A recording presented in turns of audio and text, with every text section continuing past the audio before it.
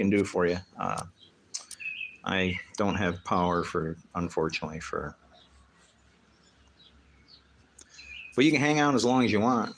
I'm running dually now. I can actually these two videos and go side by side and say. And the first time I discovered the problems in scriptures, it really bothered me.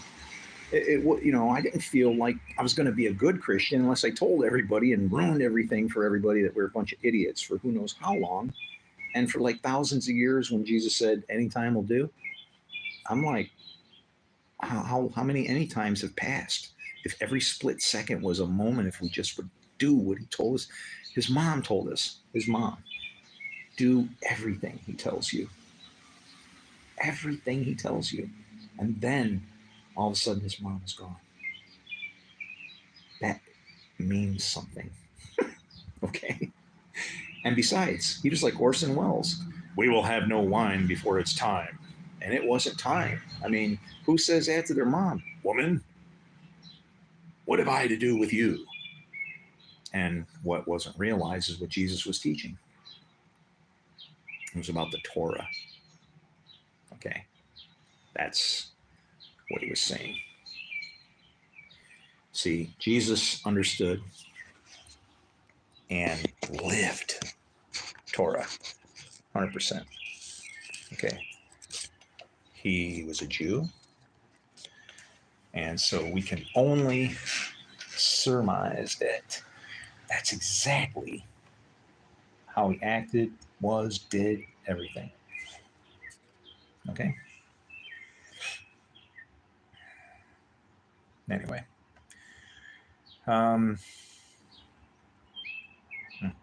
We are catching part 2 of Sheriff Kincaid. And the topic was, did he know? And what it was in regards to was that word know, K-N-O-W, is used in Scripture in a very strange way, as to say when a man knows a woman, she'll bear fruit. And from a very young age, I found myself going, I don't want to know any girls because, I don't want to get anybody pregnant. That's supposed to be bad when you're young. Is that what that was for? I don't think so. What king wouldn't want his kingdom to grow and multiply and have children, right? You just need to teach the children that decide to have children their mistake, and then they get to grow up that fast. I don't think these things happen without reason. Any child that is crazy enough to throw caution to the wind and potentially have a child, and this is before it was easy, okay, I'll take a pill and done. Well, guess what? Anybody that is willing to do that totally understands love. Because love is a crazy thing. There's no steering wheel for it, right? Where do you stop? Right? I mean, what does it say? Here, I'll read it to you. It says, love is patient, love is kind. It does not envy, it does not boast, it is not proud, it is not rude, it is not self-seeking. It is not easily angered, it keeps no record of wrongs. Love does not delight in evil, but rejoices with the truth. It always protects, always trusts, always hopes, always perseveres. Now that's a good one right there. Always protects. Do you realize if we wouldn't have eaten from the tree of whatever, that we wouldn't be able to die to show the greatest of love? I look like a respectable wizard. Well, you want to know something weird? I don't want to creep you out, but I lost a friend one time when we were working on it was a music, right? I play guitar, and I was writing a song, and he was a Christian, and we started talking about some different stuff, and then all of a sudden, my toolbox slammed shut. And he was really freaked out about it. And what was weird was my toolbox was a snap-on toolbox. Shouldn't do that. It has a locking hinge. Well, the lyrics of the song are, In another time, so long ago, in an age where theft brought death and kings they dwelt upon their thrones, there was a man, ageless and cold. He'd long since paid his price, but the deal he made was carved in stone. There was a wizard, long beard and staff. He'd seen 10,000 moons, and many a man had felt his wrath. He'd grant your wishes for a little gold, but for the time rider, the deal was to be paid in souls. And now a dying world must be your fate. Yes, a dying world once loved, but now their lust has turned to hate. Weird, huh? And like I said, we were working on that, and he started talking about some religious stuff, and I asked a question: Could Satan? I was going to say something, or what if Satan? And then I was about to ask that question, and all of a sudden my my toolbox slammed shut, and that question was never asked. I can't remember what it was. It was about somehow tricking us, and it's like, I don't think in that point in my life I was ready. If it was I think it was something that I would have known about, this demon that we fight that's everywhere and nowhere, right? And I'm talking about Satan, or if you're a sinner, I guess you could say you're fighting God, right? He's after me. What's going on here? How funny, I got disconnected. You answer my question? Oh, hey, man, I'm sorry. No, I was telling everybody. I ran out of juice on that channel, but you're good. What was your question? You're going to have to type it. I'm sorry. I like your name, by the way. Uncommon Sense.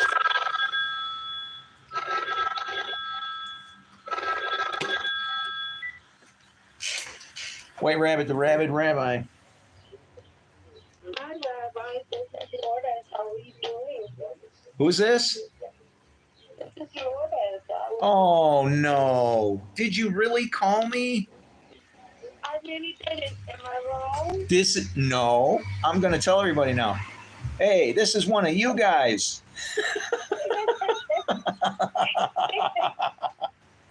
How are you doing today? I'm doing much better now. I can talk. I can hear a voice, a real person.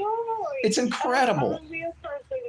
It's awesome, isn't it? That's why I had to get your number. There's a gentleman called Chris, and he said, did you get the number, Lourdes? I said, no, he wrote it too fast again. He said, wait a minute, I'll get it for you. And so I said, thank you, Chris, thank you. Yeah, I'm so happy to be talking to you. I can't hide. I give out my number because honestly, I'll talk to. I mean, if it came down to me being busy to show, I don't know. I don't know how long have you been watching my videos? Can I ask that? Then you'll know how crazy I am. Actually, well, I don't think you're crazy, but I just started today, and I'm loving it. Okay. I'll give you a really quick rundown of the past 5 years of my life. Okay. Okay. So I'm listening. When the pandemic hit, we all got kicked out of our churches, right? Right. So guess what happened? I started studying on my own, and it wound up a lot of people had to die so that I could be blessed. I don't like that. I don't like it to work that way. But what happened is my pastor, whose name is oddly Simon Peter, I went to him to tell him that I could show him in the Bible how we could avoid what was coming. This I said in February of 2020. And I told him, I said, look, I can show you how if we follow what God says in our book, we can get away from this thing. And he didn't want to believe that God and science, medicine, and all that would marry together. And I think that that's our mistake. So that's what I'm out there trying to show. And I can actually prove that all of us should be holding hands regardless. But most of it is because of the way we misinterpret, of all things, the teachings of Jesus. It's would you believe that you are a son of man? Can I tell you something weird? You are a son of man. You are a son of man if you believe in God and you follow God. You know why? Why? Because you've chosen Father God instead of the father of lies. That is what the Son of Man is. See, the Son of Man has nowhere to rest his head. He has to make a choice. Your works prove which father you serve. So kind of as long as you're alive, I don't know, one way or another, we prove by the things that we do, and guess what? We put the works under the bus. We think it isn't important, and now here we are. Right. I believe that. I really do. Well, I believe that. It's how and that's what attracted me to you, because you were speaking the truth, and you said it so, like matter of fact, like this is the truth, accept it or not, it's up to you, but it's not going to change the truth. And I thought this guy is incredible, so I'm so glad that I'm getting a chance to talk to you. I really feel blessed. Can I be honest? I'm more Absolutely, blessed. Please. I am the one who's blessed here. And don't think, this isn't me. This isn't me. Okay. I am just repeating as I see the scriptures. That's it. I see an interpretation problem here. These are for everybody. And what we don't there's a lot of weird things he said that were, whenever I guess I learned, because as I started to find all this stuff out, okay, I was approaching some, doctors, theologians. I actually emailed as soon as I heard one day that the Pope got email. And the first thing I did was jump on my computer and I'm like, oh, I can send him an email. And, and I did. I literally sent the Pope an email.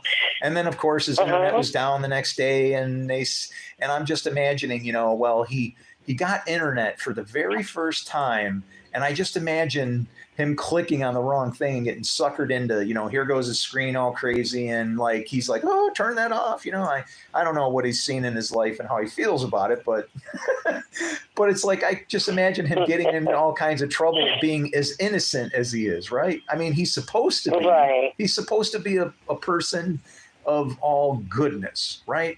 And goodness only comes from one place. So I approached him.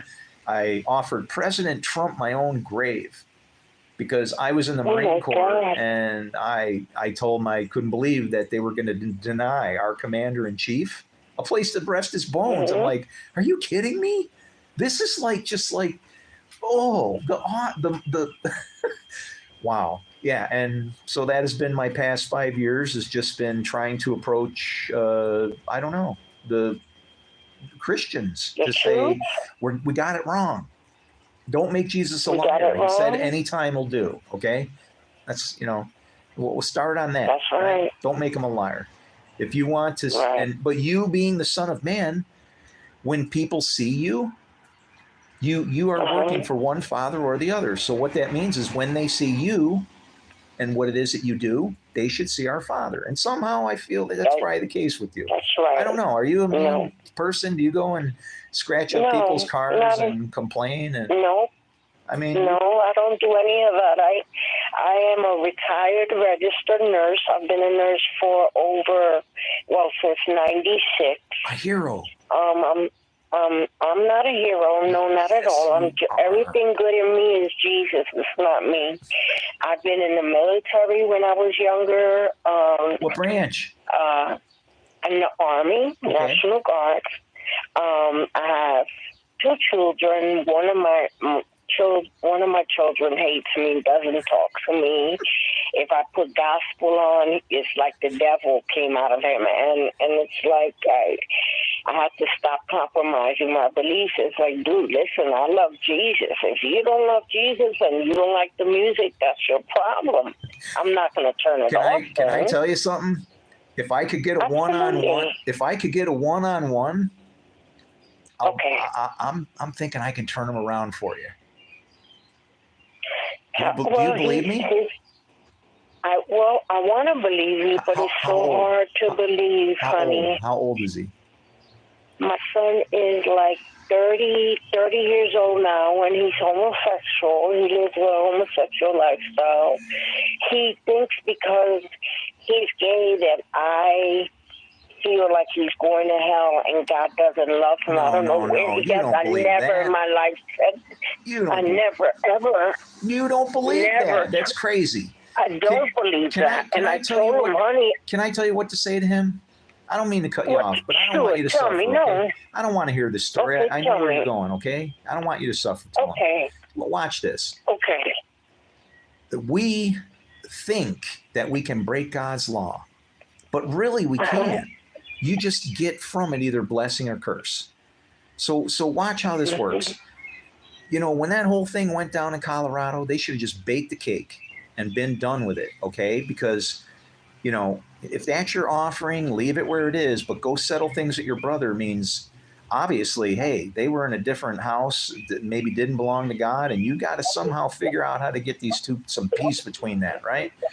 But watch what happens here. It is said that, you know, and I'm not judging, because I think in the end, I think in the end we're all going to get there. So I'm just explaining how the Bible says it, okay? But here's what the Bible says. Okay. It says that the payment for that penalty is written to be cut off from your tribe, okay, and severance of the bloodline, right?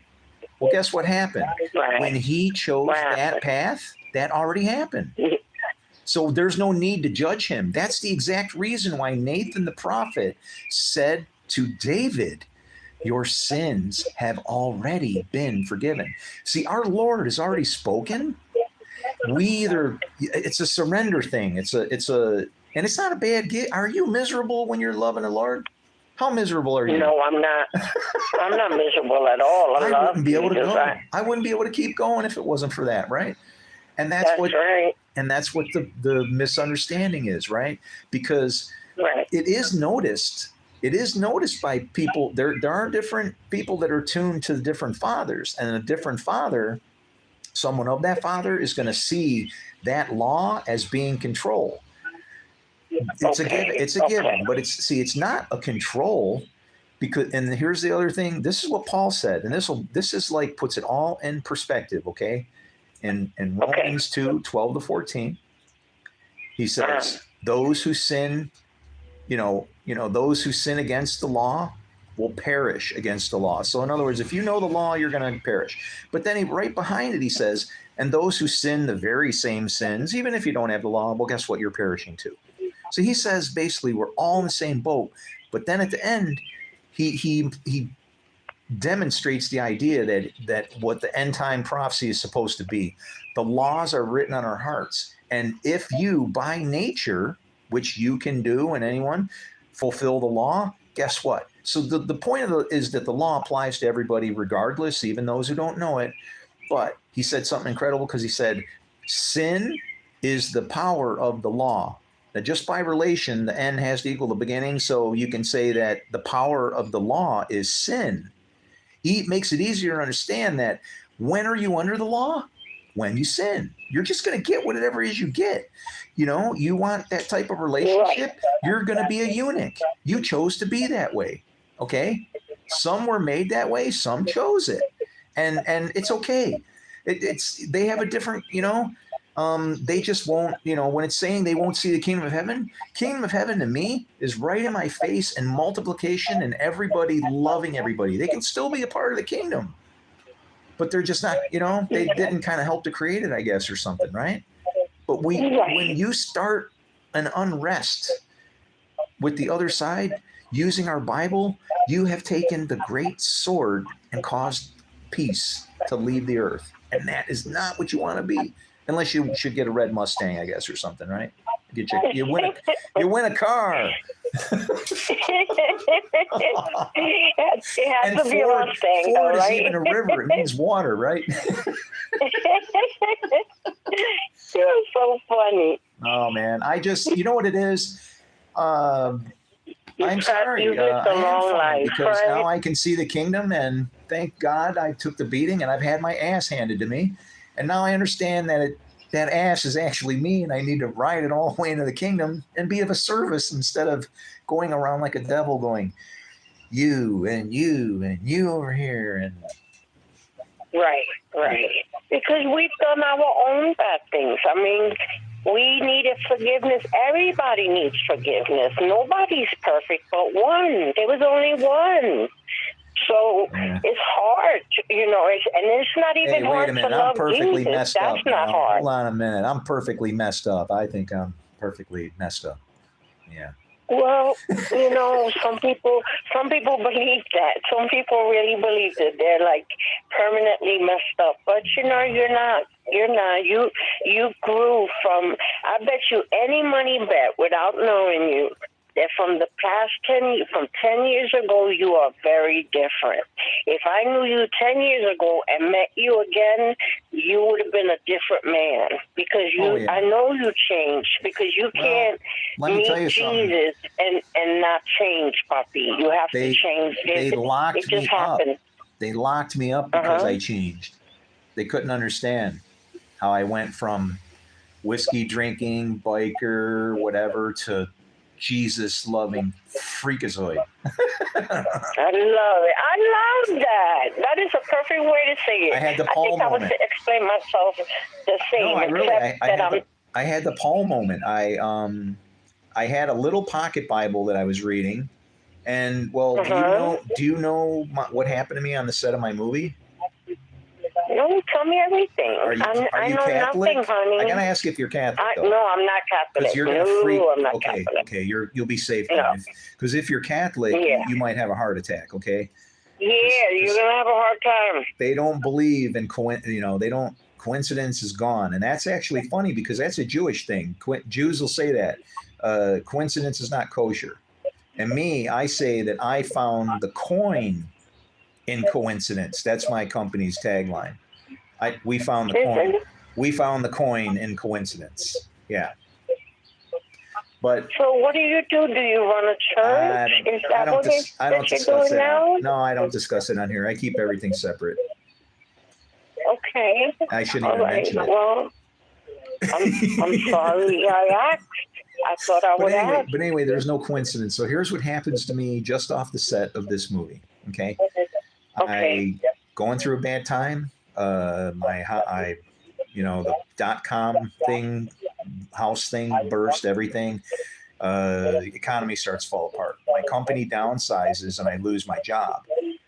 I would have been better off to not go to where I went, as they warned me not to. They're like, we don't have work, but don't go to this guy because he's not a good guy. Well, I went there just because, I got a wife and, how big house to take care of and whatever. The guy burns me so bad that I can't even get my unemployment. So now not only do I not have a job, but now I don't even have any kind of cushion. It's not like you get a bunch of money anyway, but you know what I'm saying? It wasn't going to cover the bills, but it's something. At least you can keep food in the mouth while you got everybody threatening you to take everything away, right? So right. So it's all falling apart. Well, I stepped off the set of that movie, like I said, and then pile on top of that was I lost I lost a set of twins and had to bury them, born and buried on their birthday. It was terrible. I walked off the field or off the set of the movie into an open field, and I didn't say the sinner's prayer. I said, God, I don't even know if you're real or why you would even bother with somebody like me. I said, but please let this be the day my life changes. And then I turned around and started walking back, and I was bawling. I got no problem with tears, man. They're okay. Right. And so I'm walking back to the movie, and as I'm walking, I have my head down, and I see something sparkle on the ground, and oh, what is that? And I bend down to pick it up, and it winds up being a crucifix. And I'm smushing the dirt off of it, and I realize it's a crucifix, and I'm kind of looking around like, what? And I'm like, no, this is a coincidence, And so then no coinky dinky in life. None of that. He was getting ready to hit. He was just setting me up for the sucker for punch, the big hit, right? All right. So I walk back to the set, and when the girl sees me walking up, she sees my makeup messed up, so she's like, "Hey, Alice Cooper, get over here." And I'm like, come walking over, and she's wearing a mirror now, and you can see where my makeup's all running down my face. And she's trying to console me, to tell me, oh, she thinks I'm worried about the movie. She's like, oh, they'll shoot the scene 1,000,000 times. You're okay. Blah, blah, blah. And I'm like, I said, no. I go, you don't get it. I go, my life's like one tragedy to the next with no sleep in between.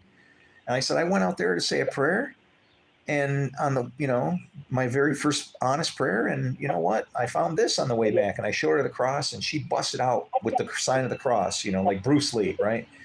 And I looked at her, and I'm like, "What the freak is the matter with you?" And she's like, "Do you know what day it is?" And I'm like, "No." I said, "It's Friday." She said it was Good Friday, and it was 9 o'clock in the morning, and it was like that was the beginning. Whoa, you okay? Yes, wait, honey. Why did she do that? I'm very upset that she did that. So what was her reason for doing that? No, she was okay. She was making the sign of the cross as a Catholic. She saw what I found was like, whoa. And frightened her. She was as white as a ghost. And that's why she asked me, she's like, she was talking like, when she asked me, she was like, "Do you know what day it is?" Oh, she was having a heart attack. She was the one who needed makeup. It looked like she died right in front of me. I mean, she was white as a ghost, and she was whipping her hand around. If she would have messed up, she would have caught her eye and poked her own eye out or something. I was like, "Whoa, what the hell's the matter with you?" And she's like, "Yes, because Jesus was talking just to you. He heard you." Well, that was, he answered, right? He heard you. And he always answers. Right. And I know he always answers. I've had the craziest of prayers answered. My mother-in-law, before she was my mother-in-law, she was on her deathbed. She was on her deathbed. My gonna-be wife calls me on the phone, and she says, I can hear it in her voice, something's wrong. I go, "What's the matter?" "No, my mom's in the hospital. They don't know if she's going to make it." And I'm like, "What's wrong? What the hell's going on? You didn't say anything to me." And she says, "Well, she's had diabetes." I found out after she told me, for 30 years. And I was thinking, "Oh man, it's really bad." And I'm like, "Well, what's wrong?" I said, "Can't get her blood sugar stabilized." And I'm like, just thinking, "Oh, this isn't good." Once it gets to that point, then it's like, it's just too long, right? And she said, "Will you pray for her?" And I said, "Yeah." I go, we're praying right now." And I wish I could remember what I said, because we found out the next day that the hour that we prayed, her blood sugar went down to normal levels and then dropped too low. And then it came back up to normal levels. Well, it came down to normal levels and then dropped too low. So then they take her off all of her meds and let her be by herself. And then she came back up to normal levels and stabilized. And then they tested her for 4 days after that, just over and over and over. She was aggravated. She wanted to go home. And they asked her, they said, she was released with 4 doctors telling her, "We don't know what happened here, but it's almost as if your diabetes is cured. But don't worry, you'll be back." And then you want to know when she died? I dreamt of it. No, I'm saying that thank you, Mommy. Do you know where it is? Huh? Go ahead, sweetheart. I'm listening to you. I was answering my daughter, but I was listening to you. Yeah. But I mean, her diabetes was cured. She never took any medicine after that for exactly 10 years. She lived exactly 10 years. And she died the day that the war in Israel started. I dreamt it the night before. I dreamt of her little white dog running around. And then I dreamt of that monolith thing, that rock, whatever that is.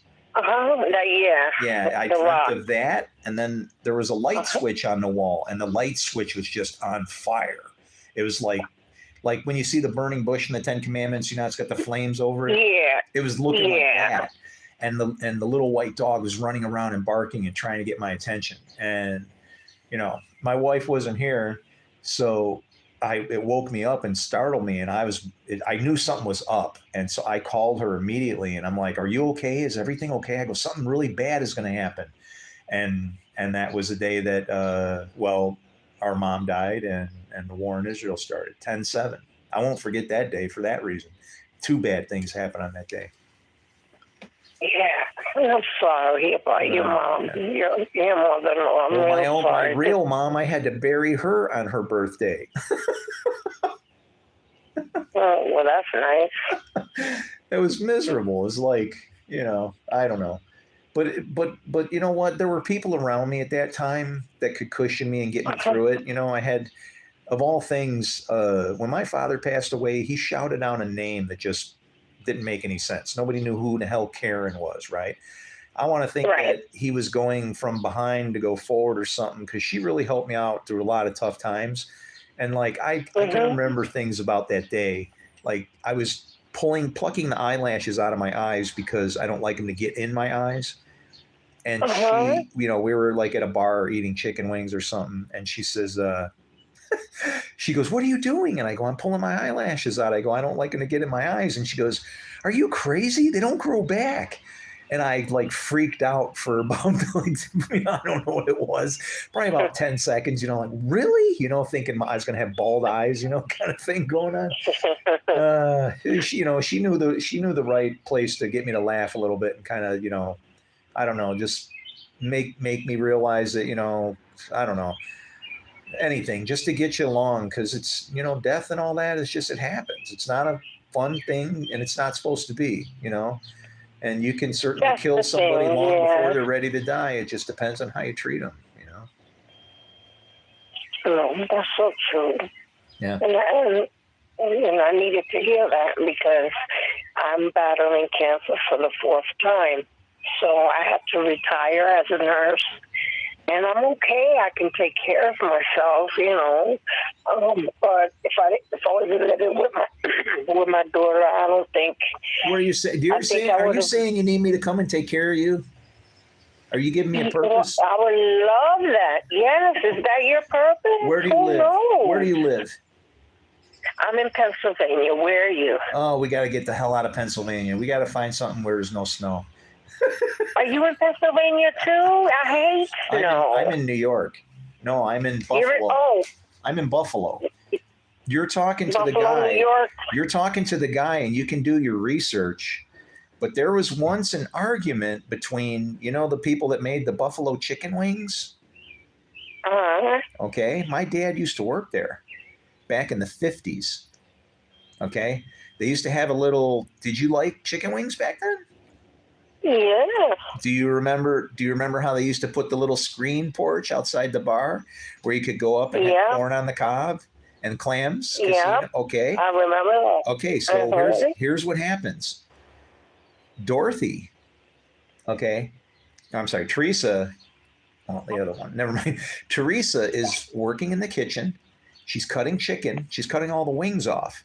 And she tells my dad, "Hey, Tony, can I throw these out here?" And I know that, the reason why she didn't want them in her trash was because it attracts the flies. And so, can I throw them out here with you where all the flies are? And so she gives him the chicken wings. And my dad is like, "What are you doing? You can't throw these out." And she goes, "There's no meat on these, Tony. We can't serve these." And he goes, "No." He learned a recipe down in Louisiana, and it's a very simple recipe. It's just hot sauce, butter, and white vinegar. Has to be white vinegar, and you have to use white vinegar. You can put a whole bottle of hot sauce, 1 tablespoon of butter, ruin the whole thing. You'll never taste nothing until tomorrow when you need some ice cream. And you got to stick the ice cream on there to cool you off, right? But check this out. This he tells us about this, right? And I just felt bad. It's like my dad should have got some credit for this. So guess what happens? Well, eventually his son becomes an IT guy and starts getting into information technology. And what's cool? Information, data. And guess what comes up? NOAA, the National Oceanic Administration Association or something, that does the weather, right? They had all the historical information out there now. Well, the year that they said that they were trapped in their restaurant in a terrible snowstorm with nothing to eat but the chicken wings that were cut off and out of the garbage, guess what? There was no snow that winter.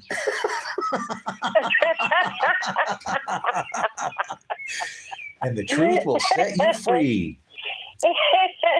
And that is of course, until everybody starts, putting the money into it. And I got into it wiki, and they're pulling articles and pushing articles, and they're lying and all the finger pointing. I said, this ain't worth it. I know the truth now. I thought, maybe my dad, because he wasn't such a nice guy, he had 27 kids as far as we know. When they pop up, they look exactly like me. Okay. Yeah, he was a maniac. He had me when he was 56 when he had me. Honey, was he a biker too, or what? No. Are you kidding me? He was like, I don't even know if he was barely 5 foot tall. He didn't weigh anything. Yeah, he was a little. I'm one of the giants out of my family. My mom was 4 foot. I can imagine how tall are you? 6'8". Wow, you're a giant. I'm 5 just foot lied even. my You're ass a off. giant. I lied my ass. If you're watching your video screen, I'm shaking my head. I'm going, no, I'm 5'9", 5'10".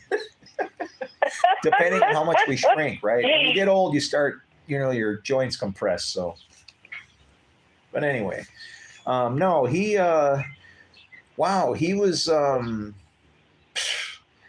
lot of trouble. I mean, some of the cool things he did, he had a lot of very interesting things, though. You ever heard of Shirley Temple Black? Right. Okay, well, my dad was a carpenter. And he actually worked. Oh, Shirley Temple Black? Shirley Temple Black. That's weird. I'm sorry. I think of things like that. Like there's a difference between really and Shirley. That was one of the things that when the snake messed us up. Shirley Temple Black. Oh man, it almost sounds like a message. I'm sorry. Anyway, he worked on her mom's house. She had like 6 other carpenters come through there. And she was kicking them out as fast as they were showing up. They were just whatever they were doing. I don't know. And I mean, my dad was just really a very picky, particular kind of person. And he definitely wasn't like, yeah, he did very questionable things, for, man. It's okay. It's okay. It's not you. No, I know this. My piece is that, I might not like the plan, but this is when people ask me, how are things going? Do you want to know what I say? Rain, shine, fire, pain, whatever, exactly as planned. And I mean that to the heart. I'm almost happy when somebody asks me and I'm as miserable as can be, because it's almost like to remind me. And it's like, how are things going? Somebody else would go, no, I got to lie, or I got to say something. I have to say something untrue. I got to go, I'm fine. And then, and then they walk off, 6 feet around the corner. And then you were the one who just happened to, straw that breaks a camel's back, and boom, they're done. Right. And no, it's like, I feel that if I really trust, then I have to go, well, you know what? I'm not getting what's happening. And now I see better in how it works. I see exactly how it works, and I have a peace of mind. But because I have a peace of mind, I've lost peace of mind because I want other people to understand the way I do. It's like Paul said, I want to gouge out my eyes and give them to you. I mean, what was the point of him saying that, right? He's literally just saying, oh, it could just be so easy if you could understand just a few simple things. But, the Christian church has taught us wrong. They didn't teach deep enough. Jesus wasn't a Jew. He was already a Christian before Christianity even became, Right. That's like he loved, our God loves everybody. It's not a. That's right. That's true. You're right about that. But there's a scripture that says, I don't love everybody, so some people he's coming for, because when he came the first time, he came as the sheep, but this time he's coming as a warrior. So okay, so can I tell you how that works? This is one of the teachings that's messed up. But you got to understand, this is unsettling. So like, if you're happy where you are, I would rather you don't even know this, because I can see your spirit's right. But you might understand it if you understand what it means to have the Spirit of the Lord. But I'll tell you if you want to know. I just don't want to go dumping. I don't want to upset you. You're like perfect right now. You're not going to upset me. Tell me. Because you remember how Jesus said, more blessed are the ones who haven't seen me? Well, that's what I'm trying to do. I'm trying to show them to you, the Spirit, right? So you got to realize that in God's sovereignty, he has to have control over everything, right? Even evil. And so that means that when evil shows up, he's letting that happen. but he's got like a leash on the thing, right? He's not letting you have it full force. He's literally breaking the teeth of the lion so that it can't rip you apart. Hopefully you'll hear the roar and move, right? It's like the difference between lightning and thunder. So there's one verse in the Old Testament that says, and this is what the Lord says. He says, I form light and I create darkness. I make peace and I create evil. I, the Lord, do all these things. And it blows your mind because you see evil in there. But watch this. This is so easy to separate. Okay? Okay. The things that are created are darkness and evil, right? What are the things that are formed and made? Adam and Eve. But in the verse, it says light and peace are formed and made, right? And remember, it said, it's not good for man to be alone. So that's why they go together. But Adam was formed and Eve was made from his ribs. So forming and making is different than creating. So watch what happens to the very beginning of the Bible. In the beginning, Elohim created the heavens and the earth. Now the earth is formless and void, and darkness is over the face of the deep. So can you see how long creation should last? That long. Right. That's what creation actually is. We're not supposed to worship the creation because it's just a brief second where everything is like obliterated. The end is exactly the beginning at the same time, and then you start from rubble all over. And then what did God say? What was the next thing? Let there be light. So now it goes from light, and then all of everything starts being formed. So when he says, I know the end from the beginning, that word know, K-N-O-W, is really, really important. Okay? But you got to realize that the Lord works in these two different ways. When we get the breath of life, we get all of that spirit. We get the ability, free will, to create, which we're told not to do, or we can be on the other side of that spirit and then we form and make. It's like two different sides of, we can corrupt God by causing him to do evil. See, he rested from evil. Right? When he rested on the Sabbath day, that was supposed to be the end of any evil that should ever have been created. Everything was perfect, not only good, but like very good. And what happened was, as soon as we brought it back in, we reintroduced something that should not have, that we were done with.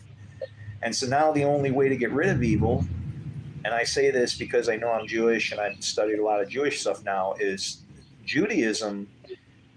The whole thing for Judaism is based on Hanukkah, which is about light, and it's about the conversion of, as a Jew, that's the purpose, is to convert darkness to light. Now, the easiest way for me to do that is to say they're both in the same thing. They're in the Spirit of the Lord. Light and darkness both come from the same place, but on different sides. Different sides. And you have to realize that. But what binds us, Jew, Gentile, slave, free, whatever, the same spirit that gives me life, the breath of life, anything that moves and breathes is in, very same spirit, just oriented wrong. And that's what the teachings are supposed to do. And for me, because I see that the Lord's working in that way, the sovereignty issue, it's a no-brainer, right? When I see trouble going on, if I can help it, I should help. But don't throw wood on the fire if you don't have to, right? So. That's right. Yeah. That's right. I hope that helps you, but that's a lot of people that they don't like that verse because it says, I form light and darkness, and then they hear the evil part in there.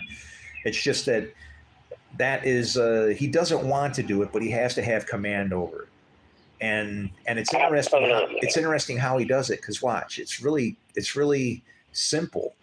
One of the biggest questions will people that do not want to believe, they'll say, well, if God knows everything, why does he ask questions? And it's really very simple. He wants to know what you know. He knows the answer. He knows what the truth answer is, Right. And if you And he give knows him the your heart. wrong answer, then he knows that you're trying to deceive him. And once he's dealing with evil, he can only do it on like it's weird. He does it on a secondary basis, like kind of like a middleman to stop it from happening. But evil, and this is, remember where it says it's written, the wicked are reserved for the day of judgment. Everybody thinks that that means that the wicked are going to be judged some other time. That's not at all what that means. It's saying that the wicked are the judgment. So the wicked are literally used for the judgment. And so what does he do? He's got these two teams. And if he builds a team of wickedness and you're not, and that's what our problem is. We don't see that these two teams are actually the one God, and it's causing our chaos and confusion.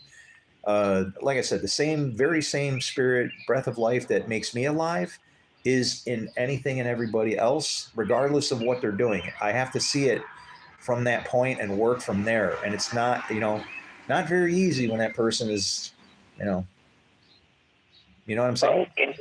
Yeah, lost. Yeah, It's only broken or normal lost. it's only normal to spot it and want to do something about it, right? Right. I always say that, if you're not mad, you're not paying attention.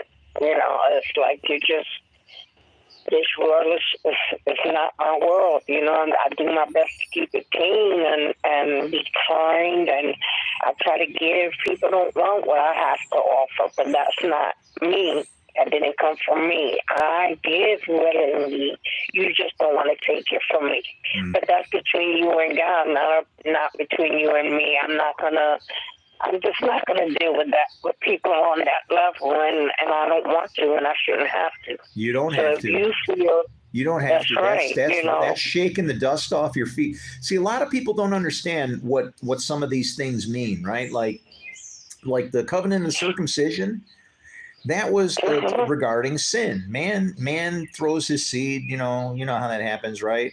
Well, we didn't need coverings in the beginning, so it was a covenant to say, hey, we're going to go the sinless route, right? So that's what that was all about. There's other things where, I'm trying to think. There's another one.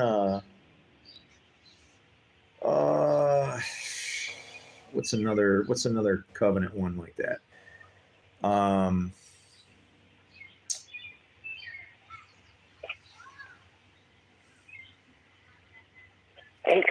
Well, the wicked. Well, somebody just chimed in here and they said the wicked will be punished, and it's like, yeah, they are punished. They're punished in the lake of fire that we're sitting in right now. They are causing all of our troubles. But Bernie, it's worse. This is not hell, bro. This is schooling. It's a place of testing. It's not. That's right. Exactly. It's school. That's what I call school. But this is not hell, because in hell there is not even an ounce of hope. There's no hope. The only light that you see in hell comes from the fires. Okay? And I'm telling you because I've been there, and please don't think I'm crazy. I am telling you, listen, I'm a dying woman. I'm dying. So how did you get out of there? How did you get out of there then? Why? It was Jesus that got me out of there. What did you just say? You can't escape without hope, right? Right. That's why everybody that's here has created this place. There's earth and there's heaven. We're part of when it talks about earth, or I know what it was. I want to tell you about the shaking the dust off the feet. So remember when Jesus said, what good would it be if you gain the whole earth and lose your soul? Everybody thinks that means a new Mercedes and a house and whatever. But it's more simpler than that. Jesus is saying you are a pile of dirt with a soul. What happens if you lose your soul? Right? Right. That's so deep. Don't think beyond yourself. The only land that you're promised, you're living in it. You're king over it. You have expectations of you and a father that you're supposed to represent. When people see you, they should be seeing our Father by your works. But more so is the understanding that to say, blessed is he who comes in the name of the Lord. But guess what? Even the wicked come in the name of the Lord because he calls them. That's an understanding that he's working on everything. When he has to judge, he sends the Assyrians. He uses us against ourselves. The only way to beat it is to surrender fully. Peace and love and forgiveness is the only way it'll stop, ever. Ever. There's not enough of that, though, Chris. What's that? I'm sorry. I don't think there's enough of that. You know, I think we got a long way to go because I don't think there's enough of love and peace and harmony in this world. You know, I don't think so. Can I give you hope why it's like this, though? Remember when Jesus came across he came across the blind guy, and what did the disciples say? They say, who sinned, him or his parents, that he was born blind, right? Him or his parents, yeah, I love that question. So that is basically pointing out that from the disciples' perspective, this person was like a sinner, right? And so when you look out in the world, if you had your Jesus eyes in, and you're looking out in the world, and you see all those sinners, what should you see? Nothing but opportunity. They are like that so that the works of God can be displayed. But if you reject them, remember, Jacob's inheritance is not a good thing, okay? Jacob's trouble, there's a reason why Jacob was renamed and why his battle occurred at night at the edge of the river. He was battling chaos, nameless even, mystery. That's the mystery Babylon is at. You don't understand God, your forehead is sealed with nothing but confusion. And that, whatever he fought, and because of the way the scriptures are written, it's hard to identify this person. Some people will say that was the devil he was fighting. Some people might say angel of the Lord. And that's what happens when you're cutting that line, that narrow split to rightly divide the word. You'll wind up with either side where you'll see these confusing points pointing the same thing at two different sides. It's because it is the Lord. You'll even see it in Revelation. Where is that one? Oh man. You're hitting me too hard. I'm trying to like unload my brain on you in 60 seconds because I actually got a phone call. I can't believe it. Why do you have to leave? We're having fun. No, I'm not having fun. I'm having a terrible time. I'm here, one of the agents for, how Esther said, I was appointed for this time. That's me.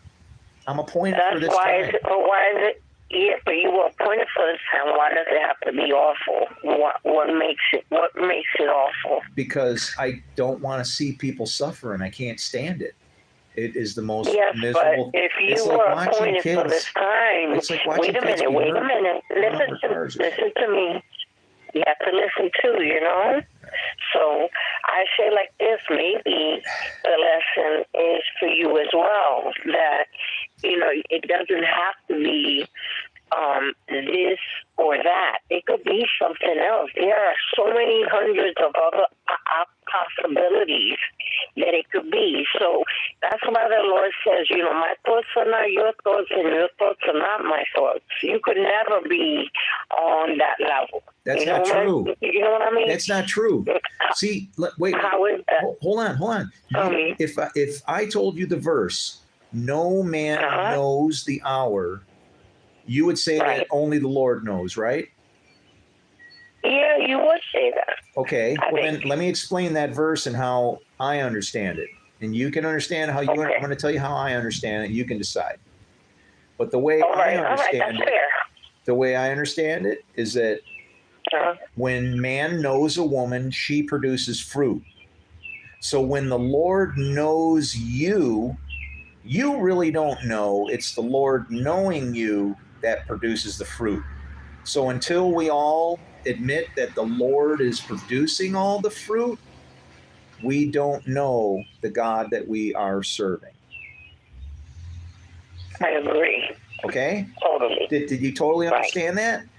If we don't mirror him, they don't see this, and then that's the thing. But we got to be careful with the mirroring because our thoughts are not on his level. We don't think, we are just human. We're not spirit. Right. Like for example, mirror, but don't in pride Just as Jesus said, all the scriptures are right there. You are equal to God. You are, because that's what got us kicked out of the garden. But you can't in pride, but you cannot, even so, you cannot in pride see equality with God something to be grasped. But he gave you all authority from heaven in Genesis. Go, take over the dominion, rule over the birds of the sea and everything. And then after we screwed it up, he made sure that you had authority of God, because he made sure that everything would fear you instead of him. The fear and dread of you will be upon everybody. What does that mean? You are God's, small g. And until we read these scriptures to understand it like that, we will never be able to serve the God of us, the God of all gods. When you understand it, it's crazy. You can look and watch. You can watch Dagon. You know when Dagon goes into the temple? You remember that story? You know what? I was going to look at that yesterday. Watched it. You really? Watch this. Dagon goes into the temple. He worships the ark. He falls down before the ark in worship. Because there's two ways we worship our God. It's either worship, obedience, prostrate. I can't even move. You're using me like a vessel. Or we stand up and then we use our own works. But if we're standing in the presence of God, that's a very bad thing. And that's why right at the door, he tripped right over the door, and what was busted off? His head, which is gold. That's the part that gets sealed for your thoughts and your, that's where the angels talk to you. And then your silver is the slave wages. So that's your left to right, your chest and arms and hands. And that got busted off. Dagon was literally, and how does nobody see this? He fell right face first, like worshiping the ark. And everybody's like, it's obvious, right? Everybody serves our Lord, even the evil spirits. Absolutely everybody. He rules over every realm, every earth, every galaxy. He rules it all. We are not puppets. He doesn't want us to be puppets. He's a loving God.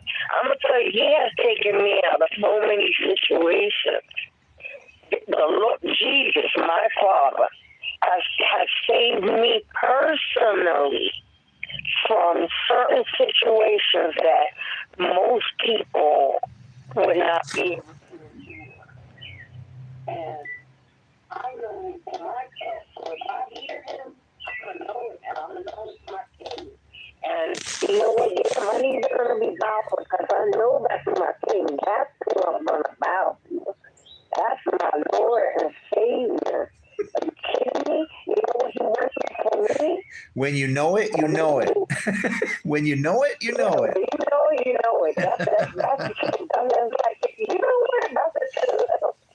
But did you know what I just, you realize what I just said there? When you know it, when you know him, he knows you, and then your fruit. So that's the knowing, the fruit. When you know him, you know him, and he know. That's right. That's beautiful. So you're the fruit. And I've never thought of life or myself like that. That is beautiful. Thank you. You gave me something that I'm going to carry with me. I don't know how long I have, but I'm going to take it with me, that I'm the fruit, and I have to, what am I going to do? What kind of fruit am I going to be, I think we're all eating different kinds of food is what the point is I think the food that we eat, being as the tree was knowledge and evil, is that we eat whatever it is that we experience in life. We eat that's what we're eating. What do you do with your life? Do you try to help people? Are you a servant? I don't know. I can't say that because it feels like I'm judging somebody, but I think we do different things in life, right? Some people are servants. You didn't want me to call you a hero, but you're a nurse. That's pretty heroic. I would only be able to handle that job for maybe like 2 weeks. because I would go home every night just yelling and screaming at God, like, how is this going on like this, Right? That's so funny. I never heard of that. But thank you. No, it's a service job. It's like, why, God? Why this job? It's like this. Toilet. I could have been flipping burgers, but you made me a nurse. And that was a hard job. But why did he do that? Where was Jesus? He was in the fire. Where did he see the Son of the Gods? He was in the fire. So how do you know when the people have the right spirit? They're running into the fire instead of out of the fire. I would have been right where Jesus was. If you're in the fire, I'm in there with you. And that's what he said to us. I'm the fourth man in your fire. You're never alone. So that means that before I even get there, he's there, the Holy Spirit's there, Jehovah Jireh told you, whatever you want, if you want to call him I am, that's what he said, you call him. So if you want to do it, I respect that. But Jesus is the fourth man in my fire. So I know no matter how bad it is, He's in you. He is in you. The same spirit that is in Jesus is in you. I'm telling you. He's not out somewhere. He is inside of you. I can tell. You know what? That's true. You know what? Because he did say the greater things you will do. I remember he told me about. That's a hard one to That's a hard one to swallow. I can't do that. It's like, are you kidding me? That's like where you just want to drop your jaw in disbelief. It's like, I'm going to do greater things than you. But guess what? He implicated us. So why you say it that way? Why did you say it that way? Because I was committed to that. He implicated us. He said, greater things even you will do. Why did you even tell me that? Now I got, how can I compare? He set the bar, like, just keep trying to do the best you can, right? I think that was. He made it look so easy because he left with love. Like it didn't matter to him that you look like a gang member or you look like a black slave. It didn't matter to him if you were a prostitute. He just wanted to talk to you. He wanted to get to know you. He just wanted to get to know you. I think. And he didn't ask for things. Like, even when he asked the Samaritan woman, she never even gave him the water he asked for. But he told her, he still promised her, that the way you could drink from that water all day, you're still going to get thirsty. Because I'm off where you won't get thirsty again. And that's because of what I got to you is what the world doesn't got. He says it all the time. He says it many times. What you get from the world, they get worse to me. So they're going to do to you, they're going to treat you like they treated me, And so it's not fair. I know it's not fair, but, some people are going to learn when they see me, and some people are going to learn more before that, and I hope you're one of the ones that learn way before that. Because if you don't know me, and I look at you in the face when you call me, and I tell you, why are you calling me? I don't even know you. If you want Christ to say that to you, you go right ahead and live any kind of life you want to. That got nothing to do with me and you and Christ. That's not my business. If that's how you want to live, that's how you want to live. I don't live like that. I try to please Christ. I try to understand. I try to understand even people that I don't understand, because that's my brother. He's working on them too, right? You got to give him elbow room. Don't interfere. He's working. Yes, you're right. He's working. He's never seen it. That is true. He's resting, but he bruises. If you got bruises on you, then you know you're loved. It's that simple. That's true. And if everybody loves you, there's a problem. There's a problem. Right? Yeah. So you're all beat up. If you don't have some enemies, man, you're in trouble. Because everybody shouldn't be like this. But it was a pleasure. Wow, today you in my spirit. I asked him, and you didn't think that was going to happen. Or you were like, who is this person? You're there, but he's saying, I want to talk to you. Well, thank you very much. What Are you Hispanic by any chance? Yes, I am. I'm a Taino. Hang on 1 minute. I need to bounce over to another phone here because this one's dying. I think the battery's going dead. Hang on.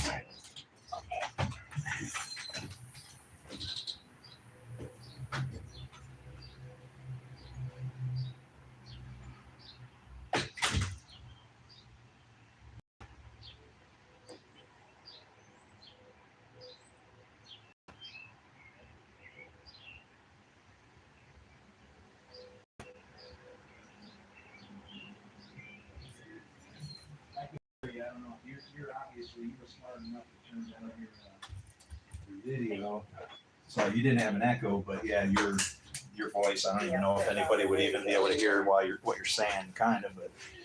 But yeah. But anyway, I asked you if you were Hispanic because can you cook? Can I curse? Can I cook? Yeah. Oh, I love to cook, baby. We all Latinas know how to cook. Here. I can make you a meal that'll make you want me to cook every day of your life.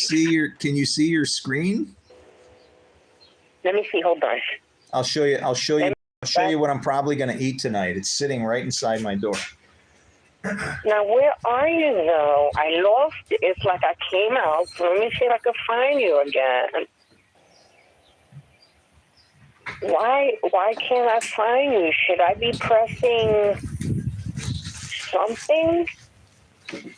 Like I literally got out and... There it is. Why don't I see you? Maybe I could put your name on the top? What do you think? You see it? You must have a delay, maybe.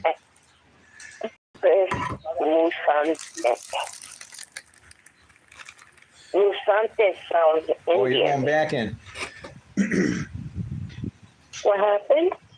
No, I think you maybe turned the video off. But if you did, then what'll happen is if there you are. I think I see you now. Wait, if you wave, I know that you're on. There you go. Nope, you didn't wave, so but it looks like you're just typing, like you're looking down and typing something. Actually, I don't see you waving. Oh, you know what? And I'm on your site. No, I see you scratching your back. You are so one. cute. Look at you. So what makes you go put on your war colors and then come back and put on your cowboy hat? Because you want to show everybody you still got it in you. No. I had an emergency breakdown. My if you listen to that part of the video, I think what I say. Where'd my I made a joke because I had a bio malfunction, but I said, you got to be careful when you listen to your wife like that, Adam. I write Christian jokes too, so hey, you got to be careful when you listen to your wife. I mean, because you don't know what's going to happen. I mean, Jesus has a plan; He'll get you there, but I don't know if you really want the heart of Jesus. The long way home because. Things get really screwed up once that woman gets involved. I mean, everything is messed up. My plumbing, her plumbing, all the anatomy. And now every time they mention her name, now that she's run off with the devil, every time I got to take a leak, I got to, my eyes start watering. I don't know. It must be something about that stupid apple. But anyway, and that's not as good as I told it the first time because I had it more set up. But yeah, I went and changed so I could throw out some sunglasses, and then because my memory's really good, at that point of the video, I was also just prior to that talking about how when they're filming movies, because I was in a movie, Die Cheerleader Die, how if you can't remember your what you're saying, they'll just write it on a board behind the person, and you're just kind of staring at the board, reading off the screen, reading the board, right? If you can't remember your lines, but yeah. And then there was the dead eye. I was talking about all the weird things that they do in in movies. Like I said, because I was in a movie, that one where I found that cross was what I was talking about, actually. Okay. And then I got hungry, and then I I'm not detected gonna in your have to voice accept that you that. had the exact same kind of food that I'm going to be suffering with. And I have a can of traditional refried beans, and Uh-huh. I'm going to load that into these 8 flour tortillas, burrito size, and that's what I'm going to have for dinner. That's nice. Simple. No, it would be not. It's. That's what I'm saying. I'm sure. I'm sure. Well, I've lived in. That's what I'm saying. I've lived in California. That's why. When I heard your voice, I'm like, I hope she's in California. I'm leaving in a minute. I lived there, and I had a really good time when I lived there. I started a company. I was actually assembling computers, and I was making $25 per computer. And then my boss set me straight that he couldn't give me a raise. I just had to make more computers. So he encouraged me to get a company and start making computers.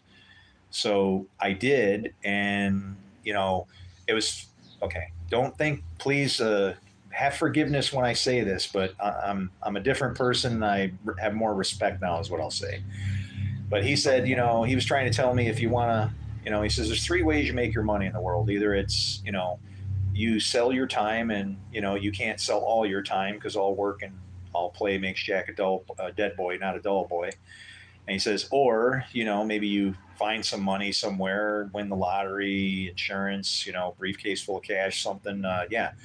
You get a chunk of money, and that way you can kind of, live your life. And he says, and then the other way is that you buy other people's time and create a product from their work.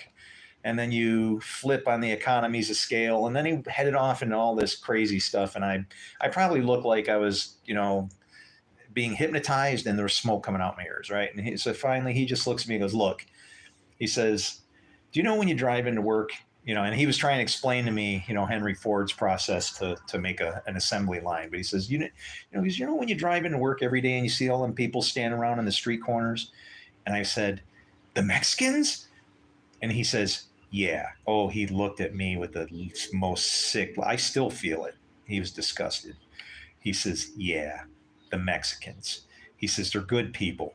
They come from a place where it's hard. They can come here and make a lot of money. They live a million of them in an apartment because they're trying to do the best they can. They're just like the rest of us, and you need to have, and he says, he says, but you know what? You're going to have to learn some Spanish. You're going to have to learn how to tell them what to do and blah, blah. So I had to learn how to say, sodre pinte uno rojo, and to solder the red wire to pin number 1 and stuff. Right. So, but I go out and I get myself a crew of 3 husband and wife teams. Okay. And we start making computers in an assembly line fashion. Okay. Now I was shipping maybe 3 or 4 computers a day. Well, between the 7 of us, we were shipping 75 computers a day. And that was quite a change in money. So I decided that, they were going to get $150 a day each. And I would pay that rain or shine, whether there was work or not. And there were days when they would show up to work, and I would say, no trabajo, siesta, mañana, hasta la bye bye. And I'd pay them their money, and they would. You have the accent too. Huh? You have the accent. Oh. How come I don't see your live? I'm not on your thing. I'm just. It looks like I'm looking at a. I think you'll have to go to the channel. I think you're looking at the other, because I had to switch. I lost power on that other on the other camera that I got. Oh, okay, so I can't really see you. Well, if you click on subscribe, not the subscribe, but my channel. If you click on the picture, the blue dot channel thing, like my. I just did it. I did it, honey. I clicked live, and it let me in. Can you see me?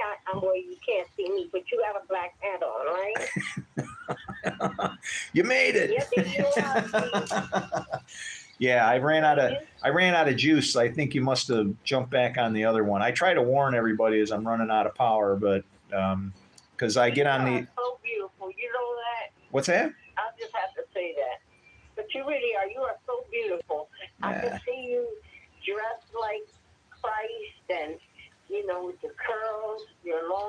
Oh, I wouldn't want it. I wouldn't want it. You would want it. You look beautiful. Well, that's why my hair's long. I mean, and that's why I got the beard, because I took a vow not to cut. Is your hair long? Yeah. Oh, so you're hiding that your balls on top and you got it on the back. Huh? Oh, look at that. You got long hair. Yeah. Lots of hair. Wow. Your hair is longer than mine. That's awesome. You still wear your colors, huh? What's that? You still wear your colors when you ride your bike? I don't have any. Yeah, I'm. I don't know. I know as military goes, I'd be a big disappointment, because if I ever had to like get mean, I would be useless. And if they tried to force me to go to war, I'd only need one bullet, and I know exactly where I'm put it, because I'm not going to shed another man's blood. That's how all this started, all the way back in the beginning, right? That's how all this mess started. Is one person's blood was shed. Well, guess what? If there's one less and then I'm not responsible for it, I guess that's the blood off my hands. It's not a hard gig. Too much fear got into it, and I don't know. Yeah, that's how everything started. Fear takes you in one of two directions, It's like almost you have to pick the right thing to fear. If you pick the wrong thing to fear, then oddly what happens is you just get more fear. It takes a while, but it builds up, and that's what you get, right? But it's turned out to be a nice day here. Yeah. I got some. It looks like I got some. You never did tell me what state you were in. Oh, I'm in New York. I'm not that far. Oh, you're in New York. That's right. You did say that. Yeah, not too far from I was Buffalo. born and raised there. Who? Who was born and raised there? In New York. Who was that? In the Bronx. Well, I was born in Manhattan, but in the Bronx. Oh, you're kidding me. I wonder if you know Moshi. It would be funny. I know somebody from the Bronx. Did you say you were 70? I'm 60. 60. I'm sorry. I thought I heard 70. Never mind then. I don't know. I think he's about 10 years older than you and I. But he lived in the Bronx, and he was like a Porsche guy, but he was also a police officer. So like if he would have been in and around there, like back in those days, most of the cops, they didn't need a massive squad like they do now, right? It's like typically you knew the police officers in your neighborhood, So if that's what he was doing, I figured that maybe, who knows, you might even know the guy. But he does, he has a channel called Ezekiel Temple Watch, and it's a prophecy channel. He's actually in Israel. He's in Galilee. And I would love to go there. Oh, man. I want him to just stop. I was crazy, but I would love to go. I want him to stop tearing the place apart, It's like, yeah, but it's prophecy, and it's going to be worse before it gets better. But it's, it's not like, when it says the wicked are, reserved for the day of judgment, we are going to be our own enemy. It's not like, people are expecting, I don't have to see how it's going to play out by dreaming or even imagining anything supernatural. To me, the Bible just makes concrete sense. It is a very simple, almost written like a computer program to me. Because when you write, if you write code, they have an if statement. If this, then that. And you know how many times God says if in there? And it's like, holy moly. And it's like, if you just go, okay, well, what would happen if I did listen here? Okay, well, then these problems don't exist. And what happened if I do this one right? Well, that one. It's like, well, how can you be perfect? And it's like, I don't think that's the point. I think that would be better off to just be as a guide, because you can't even do it anyway. I mean, think of this. In order for me to enforce the law, I have to kill somebody, which is the first part of the law. Thou shalt not kill. And when you think of it in that way, you'll start to see that there's a different vision, or a different something different happened when Jesus was talking than how we just read it and are trying to figure it out, right? Like when he sees the woman, okay, it says that the Pharisees were trying to trap him, and that's what Jesus is trying to get the woman off the hook, right? I got to watch how I say that. Somebody will cut that out, and I'll be, hey, Jesus was trying to get the woman off. Oh no. Okay. Anyway, go ahead, have fun. Okay. Popularize my channel. I don't mind. Make me look bad. I'll prove otherwise. The son always does what he sees the father doing. But here's this. So here's this woman, right? She's caught in adultery, and it's like, well, where's the man? Well, guess what? The man they may already have taken care of, because it's very clear what to do in the law with regards to a man. But let's say they were coming to him and they didn't know. We're seeing this attack, right? What if it was like this? You ready? So to take the steam out of the argument and put it like this. Okay, here they show up. We took care of the man. Anyone sin, it says any man, but she's a woman. What do I do? And so then Jesus he starts writing the laws on the ground. And if you read Exodus 21:12, it says, whoever strikes a man so that he dies shall be put to death. But if you read Leviticus 24:17, it says, whoever strikes a human and causes their death shall surely be put to death.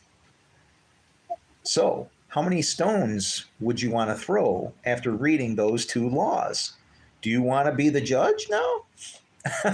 And that's what Jesus was talking about. If you judge, then you're judged. See, Jesus took the whole thing he pushed everything back to the very beginning, where even man and woman were created all as one unit. They were one. Male and female created them he. That's like saying, which is weird, because even though they're created, remember, created isn't the good thing. So that would be like a man that doesn't even know if he's male or female. Total confusion. And this was an end time we went through. It's why all these people didn't know if they were chickens. Some people were claiming to be cats and dogs. It's just like how I didn't want to torture anybody in that respect. It's like, and I know they want rights and they deserve rights, but what's going on here is just really strange. They're dancing in the White House lawn, topless, right? Yeah, that was definitely a sign of confusion, right? At least, but you have to, again, you got to give respect. If whatever you believe is what is true. If you believe that that's what you are, then fine. Just, don't choose to be a turkey. The guy down the street might be, not wanting tortillas and refried beans, and he'll plug you and throw you on the grill, No feathers to pull even. Great. Yeah. We just so complicated everything. It's a two-party system. Two fathers. You're not allowed to judge the other, and you have to be on one team or the other, so you don't get a choice. What's that? I'm sorry, what was that? I said that you mentioned a lot about those rice and beans and refried beans. You love that Spanish food. Oh, well, because to me, it's Jesus had. You love that Spanish food. He had all the teachings. I want ceviche. There was a lady, what was her name? What's going on? What was her name?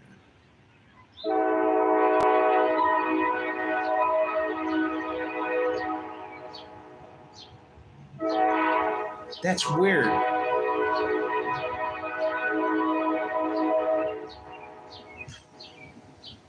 That's too bizarre. Because I'm thinking to myself, was her name Lourdes? And then all of a sudden the train's going, blah! And I'm going, was it? Lupe. Yes, No, her name was forgot it that fast. Lupe. Her name was Lupe. And she this is in Chicago, but there was a great restaurant. And we always got really good service. And I was just I was doing good for myself. And Lupe was bringing food. What is that sound? And I handed her $20. I just handed her a $20 bill. And I looked at her and I go, no, I go, that's for you, you know? And she took it because she didn't understand English. So she took it to the lady in the thing. And then she's like, the lady comes back, did you just give this to her? And I'm like, yeah. And she goes, well, what do you need? And I go, nothing. I go, that's for her. I go, she's busting her ass. Is that okay for me to give her, a tip? And it's like, I don't know. So then after I did that, oh, wow. And I did not do it with that intention, well, right? I hear you like every time I come back. Wait a minute. Yeah. Wait. I hear you like in two different. Oh, you're listening on your. I can you gotta hear turn you down your one way volume. through the phone, and then when I go to put you on speaker to hear you loud, and I hear like an echo. It's looping through. You have to turn down your volume on your phone, on the video, because your volume comes through your phone instead. If you know what I mean. Well, I'm gonna get this once or twice in my lifetime. I did this. I was a tech support guy. It's what I did. And I have had people like disassemble bombs over the phone. It's crazy, There's ways when if I'm viewing what you're doing electronically and you're making changes and doing stuff, you can see different stuff happen. It's like, you just tell them, hey, go unplug this, and then, okay, all right, plug that back in. Now go unplug that. Okay, yeah, leave that unplugged. Follow that wire. Oh, it goes into a big spaghetti pile. It's all right. Just pull on the end and see where it's going, and it's like, oh, okay, that was easy. Yeah. Don't worry. Don't have fear. Just listen closely. We're going to be heroes, and I mean, I've had people call me on the phone crying because their business was shut down. Right. And this guy was, I can't say, I know probably where he lived in the world because he was on the phone. He's like,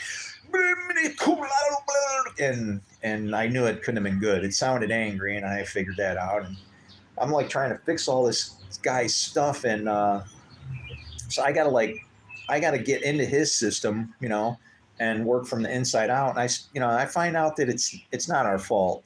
If it was our fault, I never would have been able to connect to him because the connection would have been down. So I get in there and I'm fixing everything while he's arguing with me. And I'm like, yes, sir. Don't worry. I'm working as fast as I can, sir. And all of a sudden everything comes up. And then all of a sudden the guy's in tears. And he says, he goes, why are you making me fall in love with you? And I'm like, sir? I go, sir? And he goes, when I call you on the phone, I was saying most terrible things you probably don't even know, even about your mother. And like, he goes, why are you doing this? I said, and I go, sir, because that's what my God would have me do. It's probably your God, too. Same thing. There's only one, man. We're all fighting over the same guy. It's like... That's right. There's only one. Stop claiming there can only be one. There can only be one. And those were good days. And then when the company was sold to another company bought that company, and then customer service kind of wasn't that important anymore. And I was like, all right, I got to go. Because otherwise I'll be too frustrated that, you guys are holding me back from helping somebody. That's not right. That's what I'm dealing with now with all my Christian friends. I know so many pastors that I could show them what I figured out here. And I don't even like to say it that way. It's more like of some kind of a curse that's been given to me, because I know that it's the Spirit that reveals things, right? For me to say I figured this out throws some kind of pride on it. I know this for some reason, and I wish I didn't know it, because I understand it. I wish I could escape it. I'm telling you, we are all of us, we don't understand the God that we're trying to serve. And it's such a very simple, so simple thing. And when I see how easy it is and how simple it is to really understand Jesus' teachings, I'm just heartbroken to think that, he's trying to teach us and save us. Yeah, he was trying to shave us, show us, what we're doing wrong, and how we can't fight against this law, and that God has provision even for people that break the law. Just leave it alone. Let the dead bury the dead, right? Just leave it alone. And then while after they're beat up, then you can welcome them back and say, hey, I want you to let you make your own choices. I know what those choices are going to do. I'll just sit over here and try to keep a safe distance while you ruin yourself. But I'll try to be here when you need me, right? I mean, that's what we're supposed to do. You got to have compassion for them, right? So, it's a hard gig. It is. It is hard, yeah. Sometimes I look at people and I just feel so sad for them, Yeah. Well, like I said, that is how I see it. Our torn apart world right now is nothing but the biggest opportunity ever. And what people don't understand is that, when prophecy is fulfilled, it's fulfilled in either of two ways, okay? Prophecy is either fulfilled by waiting or by works. If we wait, then the Lord shows up to fulfill the prophecy. But if we're willing to do or take the warnings and such, well, things turn out different. And the proof of that is in Nineveh, because Jonah said, 40 days, you'll be overturned. Well, I'm going to say that they repented for 40 days. And 40 days, you'll be overturned. Who did the work? Instead of the Lord showing up to ruin them, they repented. And so then, then our Lord can honor all his other promises, like in Jeremiah, right? If you turn from your ways, if I see somebody that's doing bad, I'll pay him wrong. If I see him doing good, I'll pay him good. Everything is very simply, everything's very fair and just. Somehow it's, if, people that go around condemning everybody, you're performing the job of the devil. You're going around seeking whom you can catch in their sin. It's like, you can't do it that way. If you can't do it in love to help somebody out of that situation, you have to be the wicked servant, right? That's that parable. See, the wicked servant, God should get everything it is. It's the parable of the wicked manager. And everybody should have to pay up their bills as they have to pay, right? But what did he do? He starts cutting their bills down. So he can do what? Find presence in their houses. So it's like, that's literally grace, where grace is allowed to happen. Grace isn't a good thing. It's getting away with a bad thing. And so obviously grace is, it resolves to evil that is used for good, because grace is not a good thing that we have it. It's very good that it's allowed. So that's why, we're saved by grace, but it's just a temporary thing. Everything gets settled up eventually. So, and for everybody, no matter what it is that you do. And so when we see a place that's torn apart and people that need love or help or need to know the Lord, it's nothing that I learned. I know it now myself, but it's nothing I learned in a church. Like I said, my pastor's name was Simon Peter, and he ran me off. If I go on the property, I'll be arrested for trespassing. Church I helped build. It's pretty damn sad. Wow. Yeah. Wow, I'm sorry to hear that. And I call him all the time. And I said, dude, I'm starting to get people on my channel, right? I'd rather have you know what's going on. But in the meantime, I mention his name. Maybe people will call and ask, hey, what do you got against this guy? It's like, if you're going to speak to him, though, be kind about it. If you're a Christian and you're watching me and you'd like to restore a relationship between me and my pastor because he thinks I'm lost my marbles or something, I know he's not going to sit around and watch me make videos, 2, 3, 4, 6, 12 hours a day. He don't care like that. He's waiting for our God to come out of the sky. He doesn't realize that everybody actually has a part in it. There are things we have to do. Well, when do you come on to? Oh, just at will and as much as I can. I can't help it. I can't tell you how many times I've quit. Okay. Like Jonah. It's just all the time. But one comes back to check if there's more to read, and soon they type, there's 3 more. Fair and just, it may seem, but there's wealth out there beyond your dreams. There is, but it's what is wealth?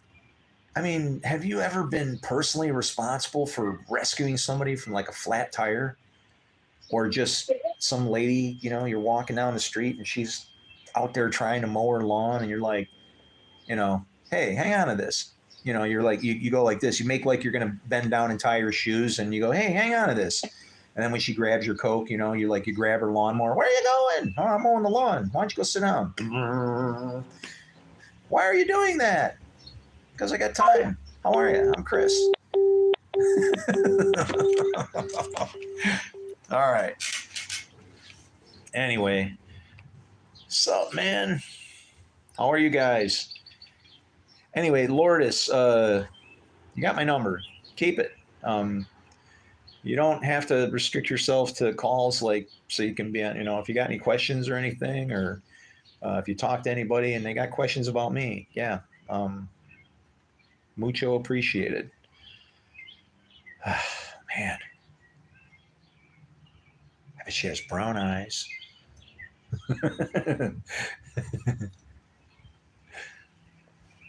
All right. Sorry. I'm a romantic guy, but I love everybody. I mean, really. Yeah. Uh-oh. I'm in trouble. ¿Sabes qué? ¿Sabes qué?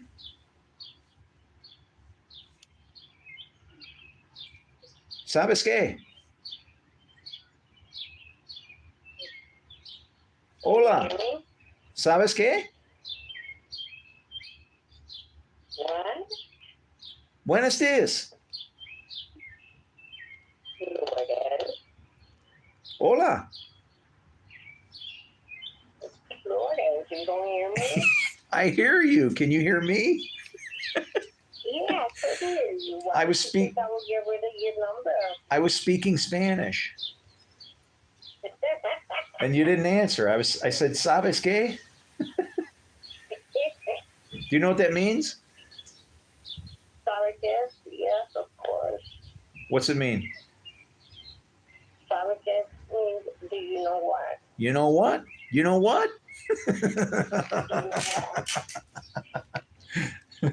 You speak it well and you speak it with an accent. No.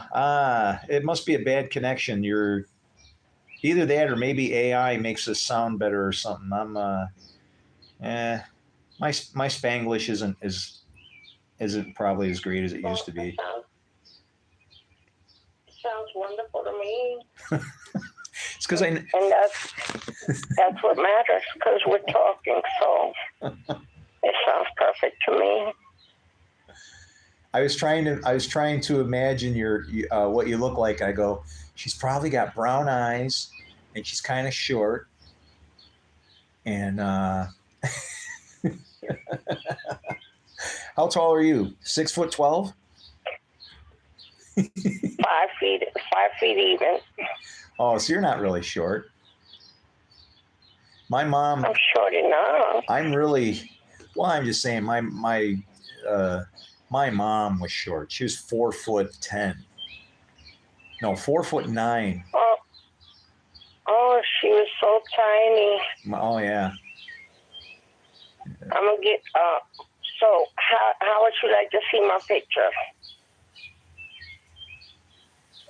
Do you have a YouTube channel? I don't have a YouTube channel. Okay. Do you have Facebook? I do have Facebook. I just turned it on the other day. Are you on Facebook? I haven't been on Facebook in religiously, like, like normal Facebook where people can't live without it. Yeah, I just didn't like the lies. No, but I mean, I don't have to see a pic. I'm just drawing, trying to put a vision to the voice, and there's nothing I can see that looks bad. It's almost like it doesn't even matter. What's the point, right? That's what I'm trying to say is, Yeah. I can see you through your heart, and that's the only part that like matters, right? A lot of people don't get that. What? Well, you could get it through a text. I could send it by text. Yeah, we don't do. I don't receive any data on my phones because my phone numbers are out there, so they become like hack devices. So you have to. Yeah, and it's you can only have so much fun giving people bad stuff to find, and then they wish they didn't mess with your stuff. But it's like then all that happens is if they're good enough to catch it, then it implicates you because now I've sent code out that's from me. So you don't want to do that because stuff in the wild. I don't know how much you know about viruses, but like stuff in the wild, you don't stop that. If you're some script kiddie working off the internet, you just got something that somebody already knows about. If you want to do something, write it yourself. And I like programmed my whole job one time. You just got to go step by step. It's everything's binary. Everything is like walking down a path, even with God. The difference with him is you can't sit still. You are moving no matter which way, and you either are moving towards him or away from him. You're never, ever, ever sitting still. If you are, then you're that ship that's tossed about in the ocean that's not going to survive, right? You're just going to get beat up from. You're a vision of water from above and being watered from below, but the water from above is bread, word, truth of God. Water from below are what you're going to learn from your actions. Water from below, I don't know, tears on the earth. That's how the face of the earth gets watered. But once you can separate those, once you can clearly divide that, you're blameless. You become blameless, and what I mean by that is not that you're without sin, but I don't blame God for anything. I understand that he's completely sovereign, has to be in control in every instance, deed. It's the vision of what Ezekiel had when he described the throne. He described the throne as wheels within wheels. And so that would be like the Lord's Spirit, and then you happen to be that wheel. And then wherever the wheels went, they lifted, and wherever the wings took them and whatever.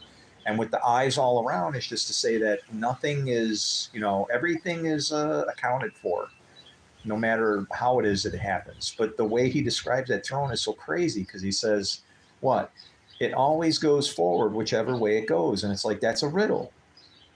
What's the only thing that goes forward no matter which way it goes? Time. Time always goes forward, no matter if it goes bad, north, south, whatever. It's no matter. It always goes forward.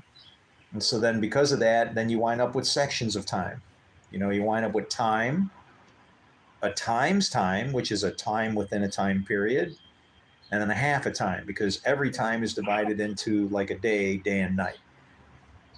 And that just refers to good and evil and how we interface with the Lord. And right now, if you were to get in the Bible and start saying that, Israel's got it sewed up, everything's going to be fine, No, no, no, no, no.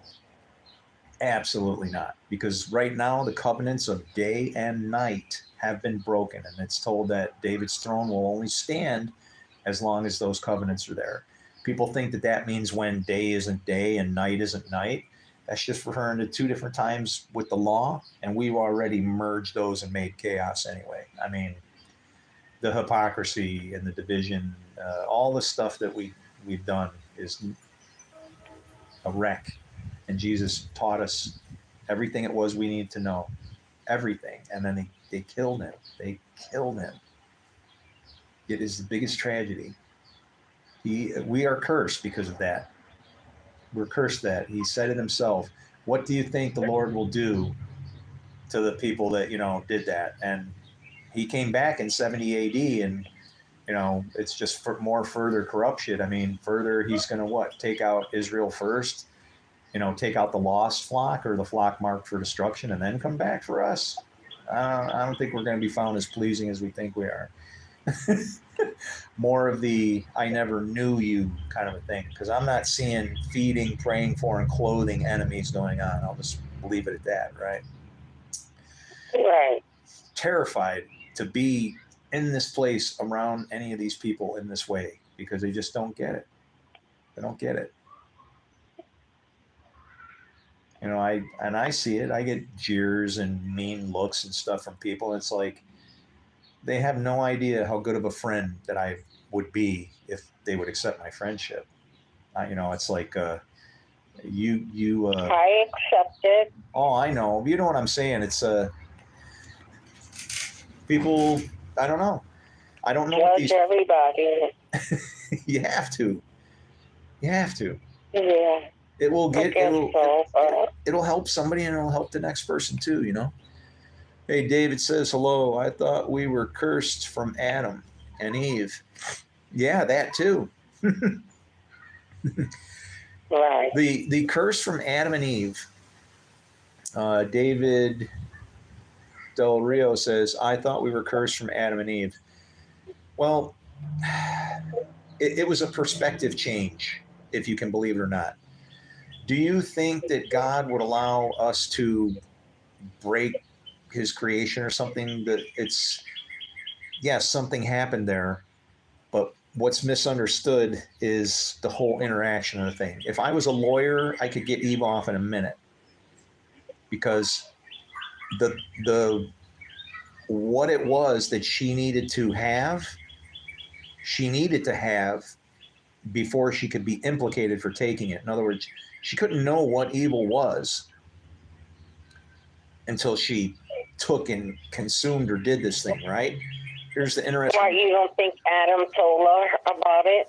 No, Adam actually, when you're a Jew, all of it falls on Adam. All of it, because Adam was supposed to know. Oh, hang on a minute. So she did it without knowing? Hold on. Oh, sorry. I got a bug coming over here, man. I'm going to have to blast this thing. No, it's in Adam knew. Adam knew what he did. She know? She did not, because what did she say? She said everything that she said, okay, was good. It's good for looking at. It's good. She described everything that was good about it, right? She didn't say, if I eat this, we'll die. I mean, if she had no idea of what that actually meant, is what I'm trying to say, right? Okay. And the snake, even though he appeared to have deceived them, what is really said there? See, people don't catch it. He did deceive them, but it looks like he did at the same time, because he says, in the day you eat of it, you will die. They ate it at night, okay? Because the Lord was walking in the cool of the day. So they ate it at night. So during the day, when you understand what the law is, when his light is shining upon you, it's a different thing. It's we approach life even in a different way. So here's what I would say about the tree. Would you have a moral compass if you didn't know good and evil? How would you know? The How only would you way you would know? know would be through your spirit, but it's hard for you to determine because it all comes out through the works. So really, you wouldn't have one to start with, right? Without taking from that tree. The other thing is, how could you show the greatest of love without being able to die? And so that's why he said they ate it in the night, but what he was said was in the day that you understand good and evil. On that day, you'll even know enough to know when to lay down your own life for your own brother. Which is why if I am sent to war, I only need one bullet. Simple. I know what happened there. We just kicked off like a chain of events, and as you start to follow the whole story through, you can watch it split and divide. The names are the most important things to watch. Like when it says the New Jerusalem came, we want the New Jerusalem to come down from heaven, right? Well, Jerusalem means teaching of peace. Okay, Jesus came from heaven. He's the Word. He already came from heaven. So we're waiting for this city to come out of the sky when it's actually talking about the teaching. Okay, he's the teacher, the master, the rabbi. Because he already came, we are supposed to be adhering to that. When it says that when your enemies surround Jerusalem, it's literally to say that you have so much faith in the Word of God, you'll put your life on it, and I will, and do, without question, without even thought, because I understand that what's in that book is our life. It's divided in two and shows blessings and curses that are attributed to either two fathers. It's really inescapable. But if I saw somebody, for instance, I saw somebody who's doing good works, I know only good comes from God, right? And that person's over there doing good works. And do I need to go over there? Do I even need to go over there and like convert them to Jesus or Islam or Hindu or anything? Why do I need to make them under my wing? They are already a God, small g, or son of God because they're doing good works. That Son of Man that's in us has to work for one father or the other.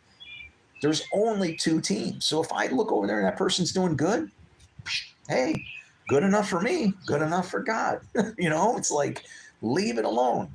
As soon as we start trying to brand. Yeah, but there was that one guy that said to the Lord, "Look at all these things I did for you, but look at all these things I did."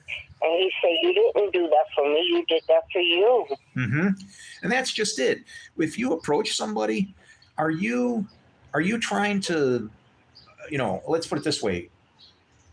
If you weren't there to spread the gospel, do you think that they wouldn't be saved? And if you really think so, you've put a lot of responsibility on yourself that you don't deserve to have. You have no rights to it. Right. That is not your job. You're to assist. You don't do anything, but through your witness, they should be called to you. For Psalm 1 is an excellent example of the misunderstood on how we're to act with sinners, right? Again, it's just a two-party system.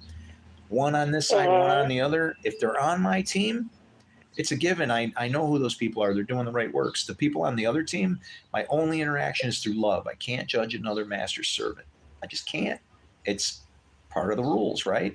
So what happens? Immediately you've got a state of peace because they don't know what I'm doing because the left hand doesn't know what the right hand is doing because, right? That's what Jesus was talking about. Never let the left hand know what the right hand is doing. In other words, they don't need to know that you're trying to convert them or whatever. But if they come running, that's when they can figure out where their paycheck comes from. And we are all being paid equally. All of these parables, showing up late, whatever. Every person is paid according to which father they work for. Some get blessings, some get cursed. Those who are good and faithful servants, they get blessings. Those who are unwilling servants, those are the suffering servants. Read that suffering servant. It's about a damn criminal. He was numbered amongst the transgressors. Okay? And what if he was, actually? Okay? But the point is, if you read into it, you'll see, though he did no violence, and Jesus like tore up the temple. So this is talking about, though he did no violence, there was no deceit in his mouth. In other words, to say, he didn't color up the truth. He let it out like it deserved to be. And Right. and so, his grave is made with the wicked. It's describing a bad person that comes back for his own, a root out of dry ground, no water, no bread, nothing, born of sin, out of the roughest garbage. And yet, is God still in there? He's in hell, even Sheol. You cannot hide. He's in the darkness. Psalm 139:12. See, darkness is just light that's not lit yet. That's our job. We're supposed to light the lights. So Psalm 139:12. That's where are we? Oh, that needs to be highlighted. Yeah. Even the darkness is not dark to you. The night is as bright as day, for darkness is as light with you. And people, you want to know what led me to that? When I read Isaiah 45:7, I form light, I create darkness, I make peace, I create evil. What? I, the Lord, do all these things. So then I'm like, I am totally misunderstanding what this word evil actually means then, right?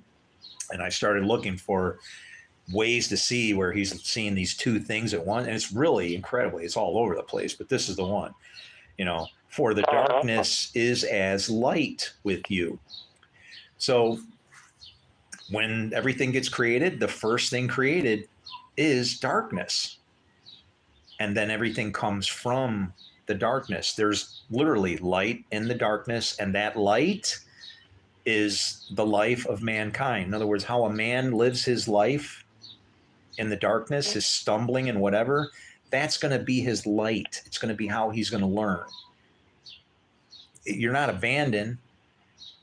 However, if you reject the Holy Spirit, that's what the whole being cast to outer darkness is about. In other words, there's a little bit lesser darkness. You're kind of getting your way, you're coming along the path a little further. I'm drawing, you draw nearer to God, right? At some point, I don't know, at some point, I guess you're one, but there is it's not really a gray area, but there is a darkness and an outer darkness. Outer darkness is, say, complete reset. You have, given up on the Spirit. You don't believe in it. You don't believe in the Holy Spirit. And that's not a good thing. That's unforgivable sin. Because, the Spirit that's, again, we all get the same Spirit, good or bad, no matter what kind of person you are. The thing that keeps us alive just has, like a coin, it has two sides to it. And depending on, there's so many weird things that I think about when I just ponder the scriptures. Like when Jesus, he has to pay the taxes, right? Was he paying the temple tax? So he was paying the temple tax, right? So imagine this. I'm a temple. So where would I get the money to pay for, my temple or whatever? And I'd have to sit and really think about it. But it's weird that money comes from where?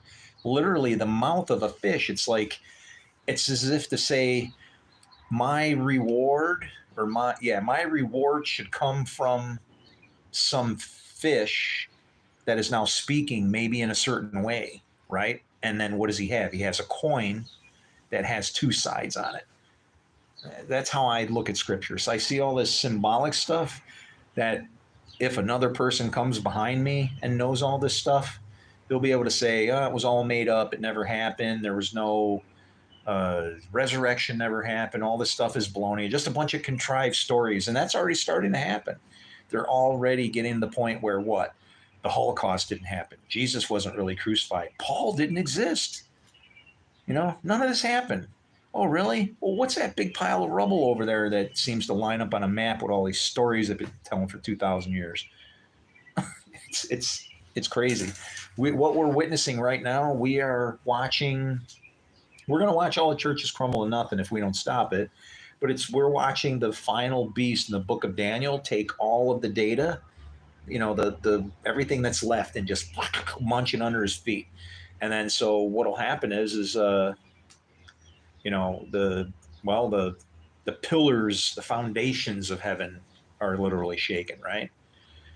Stars that fall, those are just pastors, preachers, are, you know, the people that, you know, we're our leaders and things like that, right? It's all of a sudden it's like, they're just a bunch of baloney, you know, and you can't discount God out of the picture. It's a very, very dangerous position, because whatever it is that you believe, even real or not, has an impact on things. So I'll give you an example. Back in, like, I don't know when Eisenhower was president. What was that, 50s or something maybe? But when Eisenhower was the president, he had a heart attack, and the Surgeon General wanted to make sure he could find the healthiest people on the planet and adopt their diet, because it would be the healthiest diet with no heart disease. So guess what? He searched the world over and figured it out where they were, and he went and studied them, and then that's the diet that we eat now. Yeah, he found the diet on a Greek Orthodox island. Yeah, it doesn't sound like the diet we eat, does it? No. That's because he went during Lent. He did a study on what people eat during Lent. It was not their full-time diet. They're eating a starvation diet. You eat that stuff all the time, you're going to turn into a fat slob, because that's what our bodies do. They take carbohydrates and turn it into fat, because your body's supposed to burn fat for fuel, not carbohydrates. Carbohydrates are supposed to be saved up for when you need it. When I'm looking all nice and dumpy, it's because I haven't fasted for a while. And that's actually a good, what? All of the things that we're told to do in scripture, even fasting, is good for us. Jesus didn't say if you fast. He said when you fast. When you fast. Don't wear your black hat and leave your face all looking crappy. Drinking. Can I call you again? Yes, you can. Go make some food for your family. I love you very much, I would okay? love to do that. Hey, I love you very much, and thank you for calling. And, you know, if you got a problem or a question or something, you know, like I said, keep my number handy, give it out. Yeah, but I would like to talk to you more often. I just don't want your wife to get upset. She will. I know, and I can imagine, and I don't want to make problems for you. I know. Well, that's why I'd say, you know, just if it's about professional stuff and you just need guidance, or it's Bible stuff, what can I say, right? I think that's only fair. She has her friends that she talks to in the church, and that's the, you know, that's the limits there, right? Unless you want to be a Mormon, and then somehow we got to figure out if we can have, you know, 2 husbands or 3 husbands and 4 wives and all this crazy stuff like they do, then maybe we can work something out. Okay, I'll keep that in mind. All right. No, but really, I mean it. I love you much. God bless you. God bless you too. You have a blessed day, okay? You as well, sweetheart. Bye-bye. All right, bye-bye.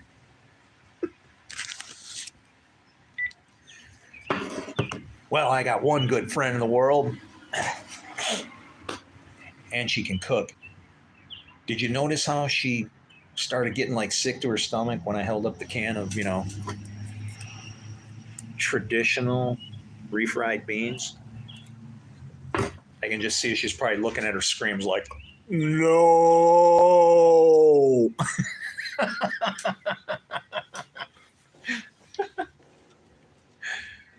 Oh, man. The grass is growing very nicely here. I think tomorrow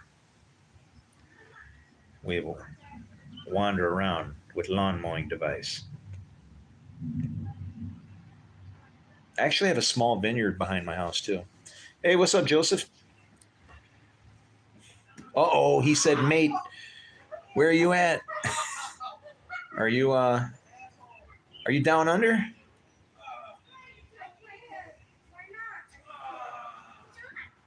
Oh boy, they're killing each other, I think.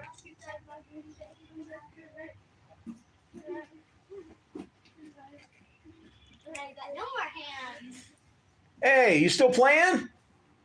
Playing guitar, yeah, always. How are you doing now?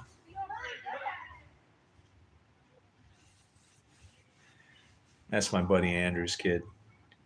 God, he's huge. He must have grew like 2 feet. He's probably almost as tall as his dad now. Holy crap. It ain't been that long since I seen him, so I don't know what that kid is eating, but he must be getting him some steroids or something. It's probably beef. Beef.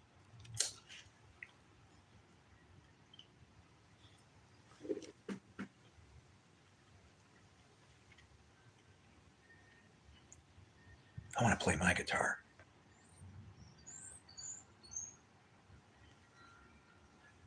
Hey, where are you at, Joseph? Are you down under? You must be coming in from a I don't know, could be work. I shouldn't assume everybody's out partying just because it's late, but I know what I would be doing if I didn't have to work for the Lord.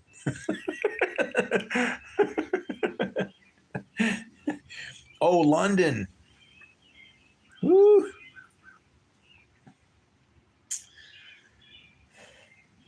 Hey, you got a new king, right? I didn't even watch that. I'm sorry. Um, I heard somebody say something pretty interesting about him. They said they were talking something about his bloodline or something, and they said, "Oh yeah, that guy's going to live easily to 160 or something like that." They were saying, and I was like, I mean, how old was the queen? I don't even know. She broke 100, right? Um, no, it's a raccoon. I bleach it out and then re-dye it, and but the way to get the natural look, okay, if you got to have a car with good rims, where you can get your hand in by the brakes. But yeah, you know how the brake dust gets all in there? Yeah, just reach behind there and get that all over your hand, and then you just kind of comb it through. And then, yeah, it'll look pretty natural. Oh, shit. Damn it. But it looks pretty natural then.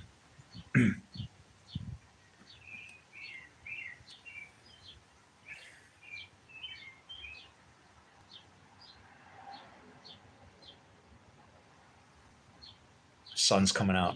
I like it.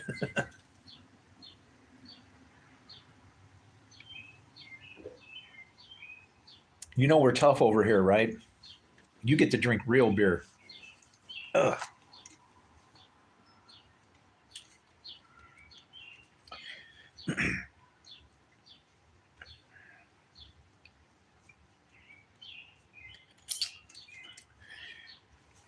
Today's broadcast brought to you by Natty Daddy. Natty Daddy, the hard stuff. 8.0, 16 wet. Drink it dry.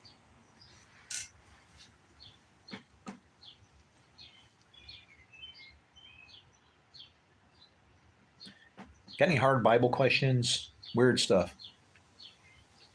Be back.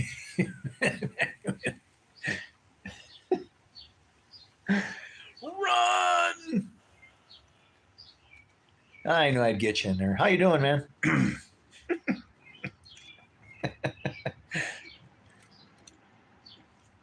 It's like the perfect temperature right now. It's like I don't want anything. I don't want wind, sun shining, air conditioning, cooler, hotter, damper, nothing. It's just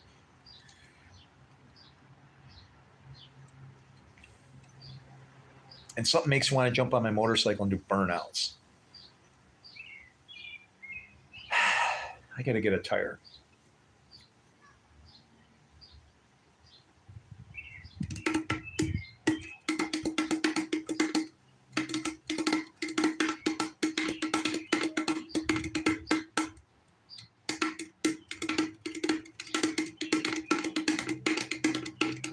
I could play my cajon.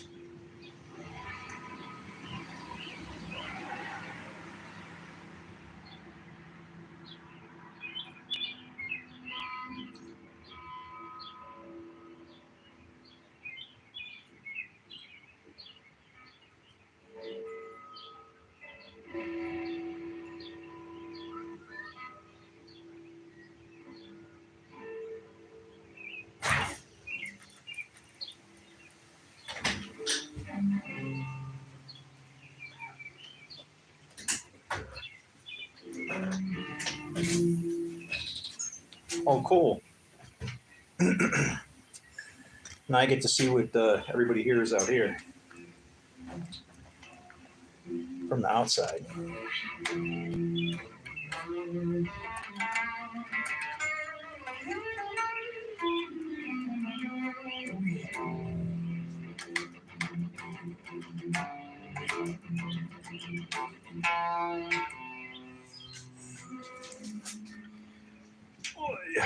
Kind of hard to play. I don't know if can you guys hear that? Can you hear that at all?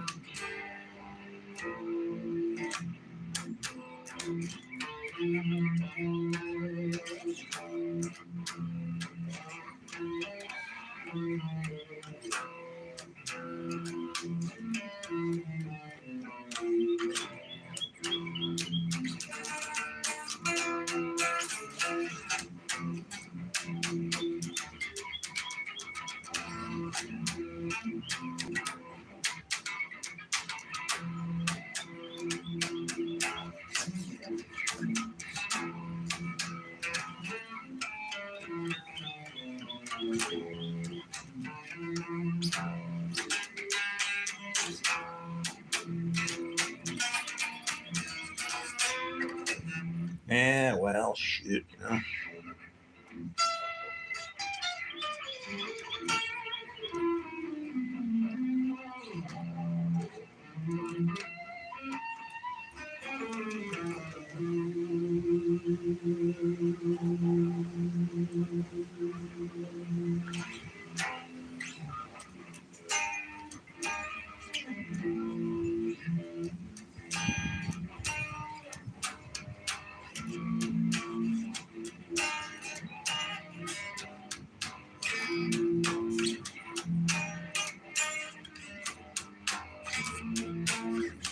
Purple glaze. Here's the lyrics. I can't sing and play it, but it's purple glaze on coffee cakes, pastry trays all over this place. Out of flour, and I don't know why. Excuse me while I bake this pie. Oh, wait.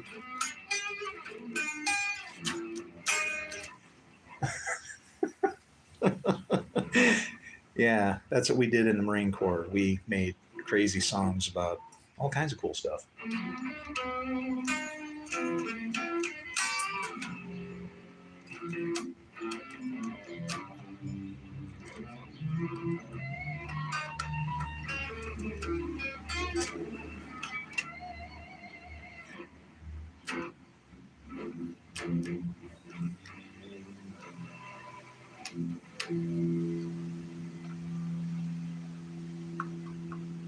What? Oh. No. Can't do that.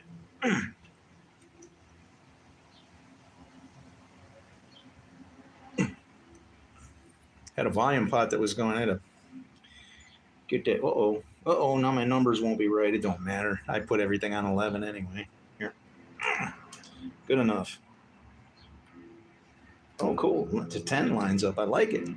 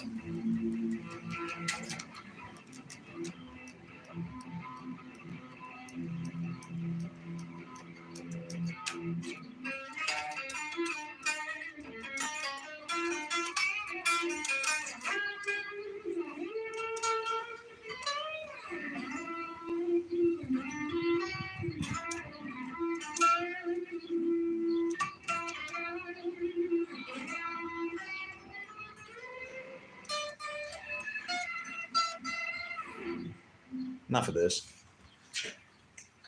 Enough of this. Enough of it. Enough of that.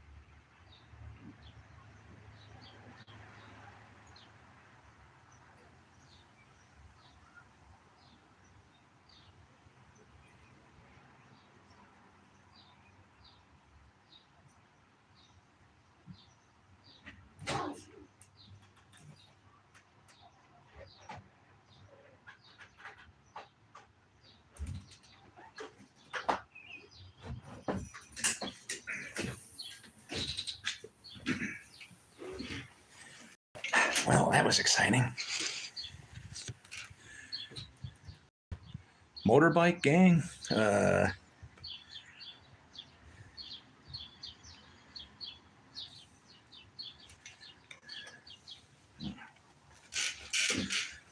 Wait a minute. I had to think on it.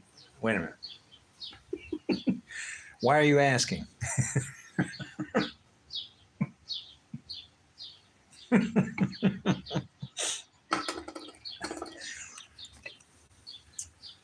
It matters.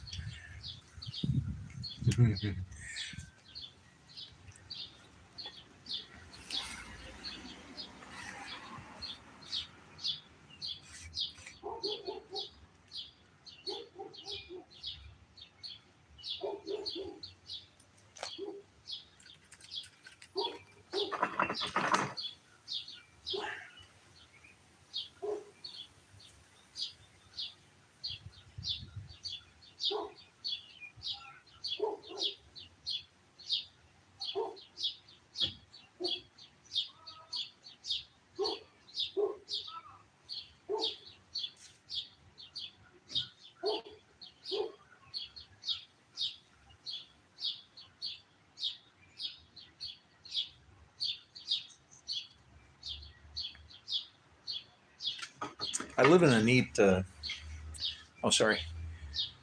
You just look like the type of guy that might have had a missing gear. Well, wait a minute. Are you the guy that was in? Are you in the UK? Is that you? Let me rewind, man. No, it's not you. I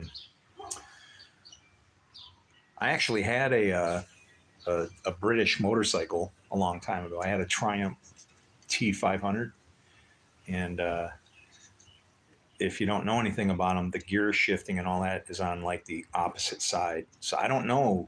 I've never looked at a Triumph in America. I don't know if you have to know how to still do that, but wow, man, that was like, forget that. I couldn't, when you ride a bike, it's kind of becomes natural, cruising in and up and down through gears, all of that. Well, try switching in the middle of all that symphony of bliss.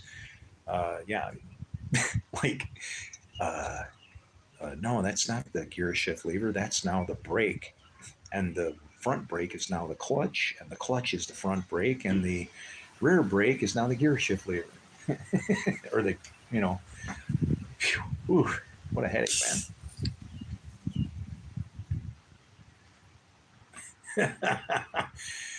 It was hilarious because, the first couple times I was trying to hit the rear brake and then I would downshift. So then I figured, the easiest way I'm going to learn how to ride this is to like build upon it and then add a little bit. So what I did was I just said, I'm not going to I'm going to keep my right foot back, or my left foot back, because that's really the brake and not the gear shift lever. And then I would, that would give me time to maybe think as I'm shifting, and at least I won't be taking the gear, the transmission and jamming it around in the gears and stuff. It can't be good for it, right? But it was a lot of fun. It was fun. $400 I paid for it a long time ago.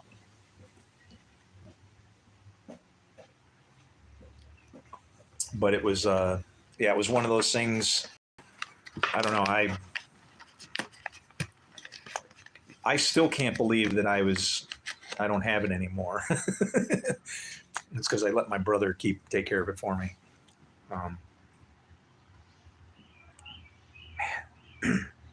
Isn't that a biblical lesson? Never leave anything that you really care about with your brother.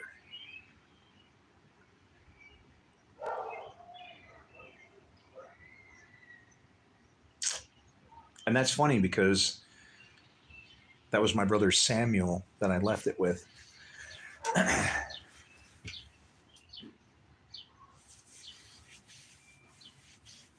I told him, look, man, a couple times a year, just get a couple spray cans of silicone and just spray it down. I'll pay it back. Just keep it wet. Keep it wet so it doesn't corrode. And when I went back, it was like done. His kid actually took it, my nephew.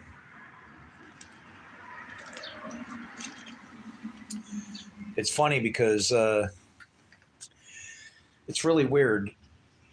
My brother Ike, his name is Samuel, but they call him Ike. Ike had a son that they called Buddha. And then later on, my dad had so many kids, like 27 kids.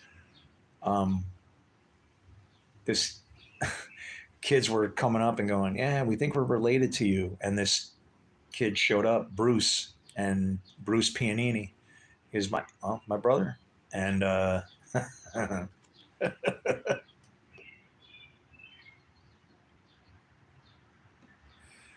yeah, he showed up and oh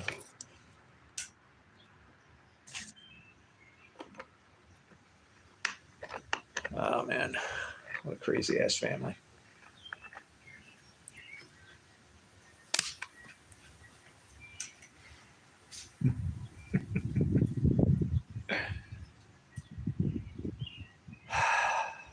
I want to go home.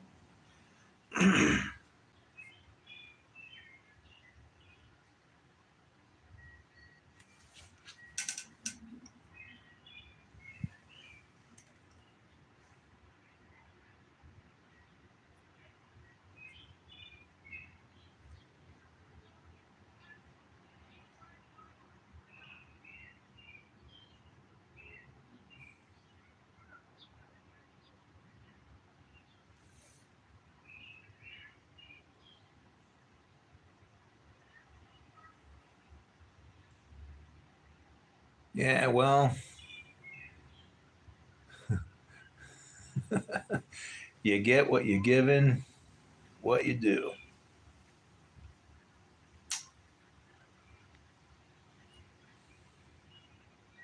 It's all about the knowing. A lot of people don't understand what that word really means.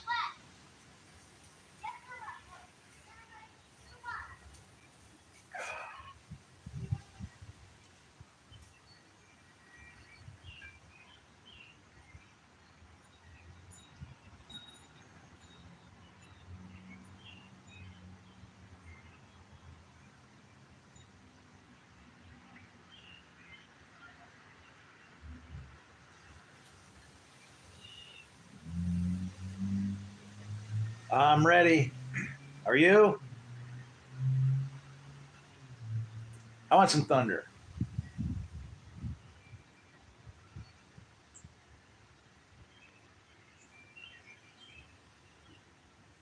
Well then.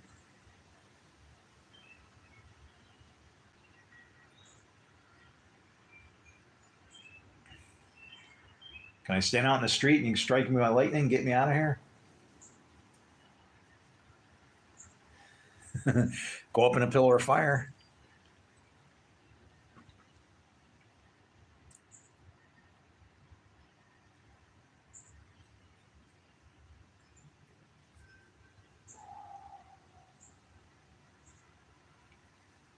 Can you imagine that People didn't look at you as being you. They just looked at you as like your body, right? They could understand that, we call it consciousness, right? Back in the day, they would think that your thoughts were angels, and they are. They're angels talking to you from above and below. You, being the Son of Man, look around for something to hit flies with. Come here, you.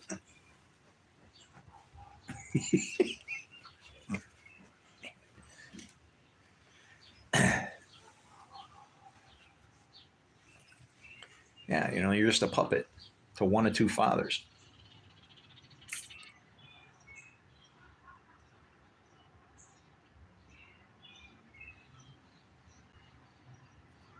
You can't screw it up.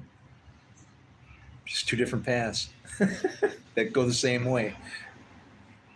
One's crooked and miserable, and then the other one right next to it, just by a simple decision, like a escalator.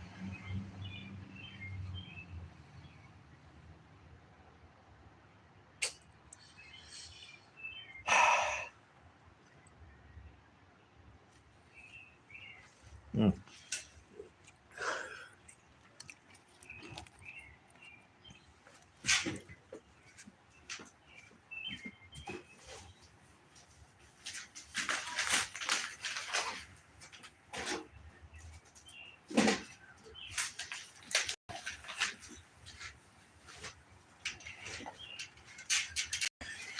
How much is your rent?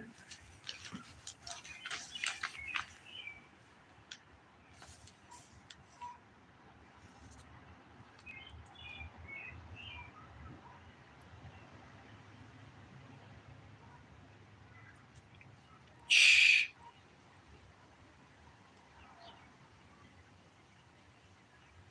We're going into a depression. This world's going, you know what? And yeah, we're all going to get smashed because it's a worldwide economy now. So the entire world is going to be in depression. Telling you, the Philippines are looking pretty damn good right now. That's what I'm talking about.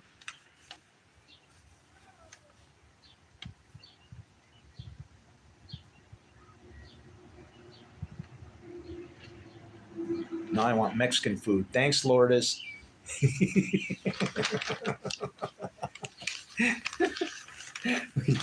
See, I'm in the paper. Oh, look at that. That's a black and blue. Oh, man. I can't even afford the stuff to cook. But this is a black and blue. This is a nice lean meat, right? 90%. You don't want nothing in there because you're going to burn it. Shh. Quick cook. And then you leave the middle kind of, yeah, okay. And then you throw that blue cheese on there. Oh, Homer Simpson when he's drooling on himself. Oh, yeah, like that.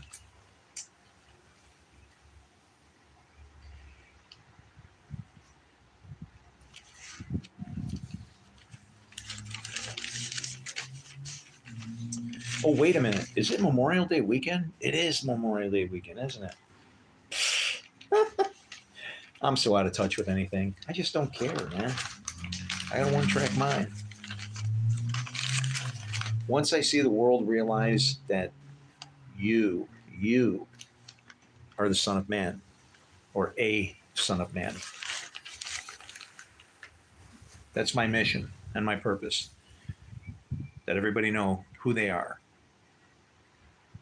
And that way you can understand that there's two fathers and then realize what it is that's going on.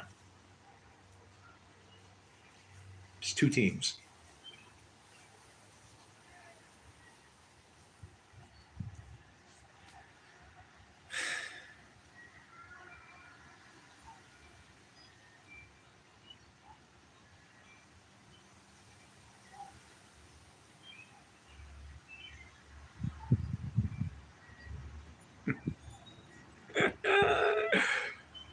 Oh, say what?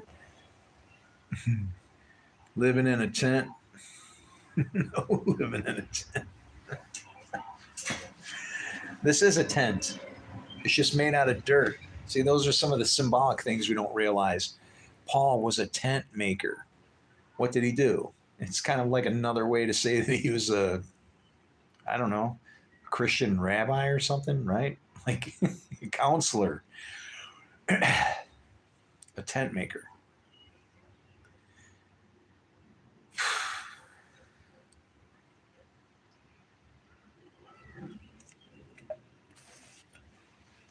It's like when we would say things like, oh, exactly, exactly. I, what is easier to say?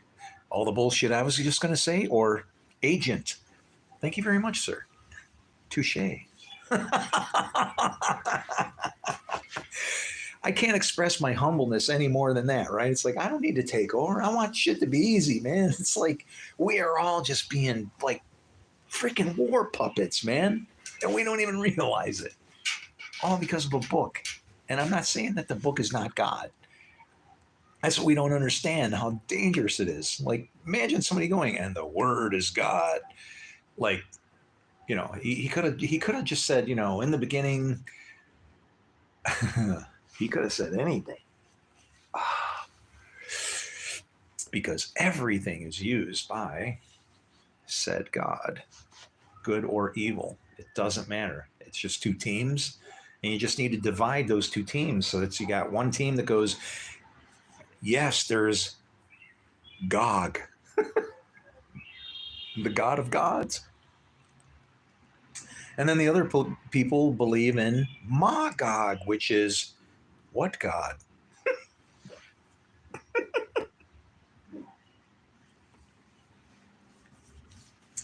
And then right after that comes the fulfillment of Revelation 22:11. If they are holy, let them be holy. If they are too cheap or too poor and have to drink Natty Daddy, then let them drink Natty Daddy. This portion of the broadcast brought to you by Natty Daddy. Natty Daddy, the finest of ingredients, completely destroyed. For those who love beer, love covers the forgiveness of all sins. Oh yeah. I need more tea martinis. No, you know what I'm saying?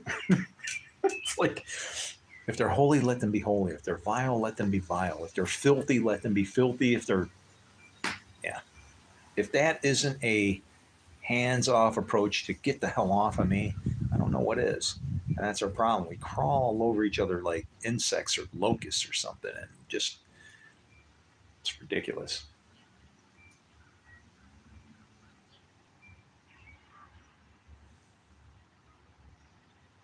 Somebody's got some kind of private thing they got going on and they're messing themselves up. Leave them alone. It'll destroy them. Less work for you. Let the dead bury the dead. Okay?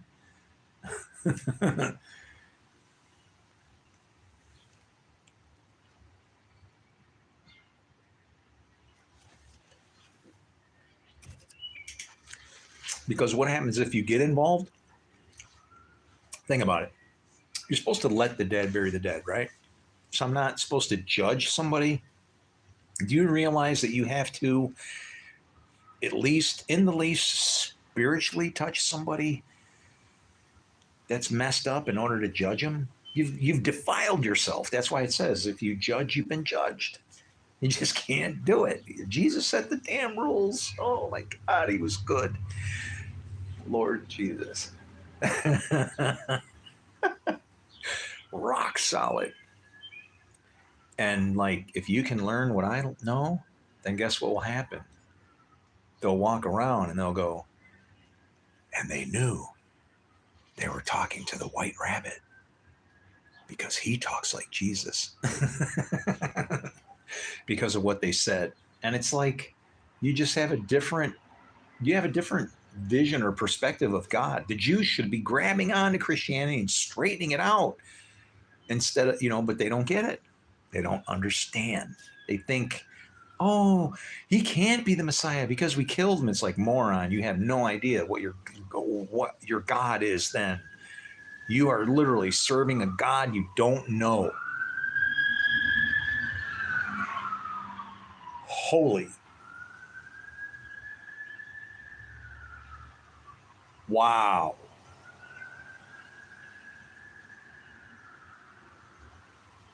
Okay. That's a 30-mile-an-hour zone. A cop just went through there, a state trooper. Holy crap. Yeah. Okay. I have raced cars, both, well, unsanctioned. I don't want to say unprofessionally. When you're going 160, 170 miles an hour, that's about as professional as you need to be.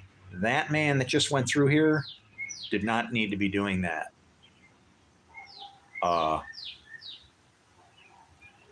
missed my opportunity. If maybe when I heard all the sirens, I could have been on the street corner, I could have dove in front of his car and I would have never felt nothing. I would have just been like, into the next part of the game. You know how much of a relief that would be? I mean, while I'm here, to live is Christ, to die is gain. We don't understand what the hell Paul was teaching. It's like Paul was like, get me out of here. You go to Rome, they're going to kill you. Yeah, so.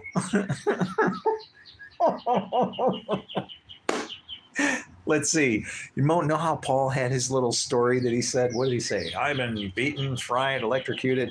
Actually, that's from Groundhog's Day.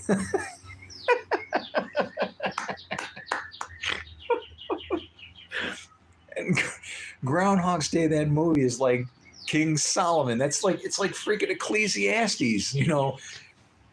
All is meaningless. All is meaningless. Unless what? Unless he knew love. And then what happens? And you know what? I'm pissed off because they start chopping up videos. You ever seen something one way and then something's missing?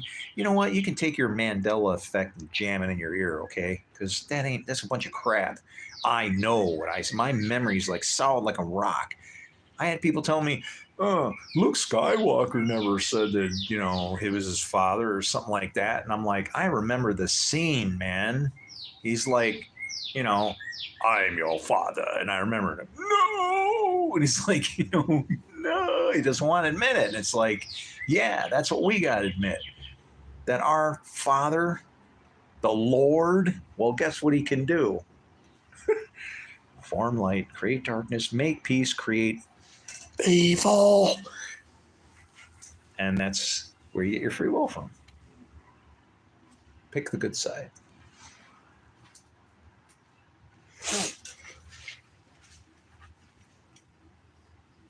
This is crazy.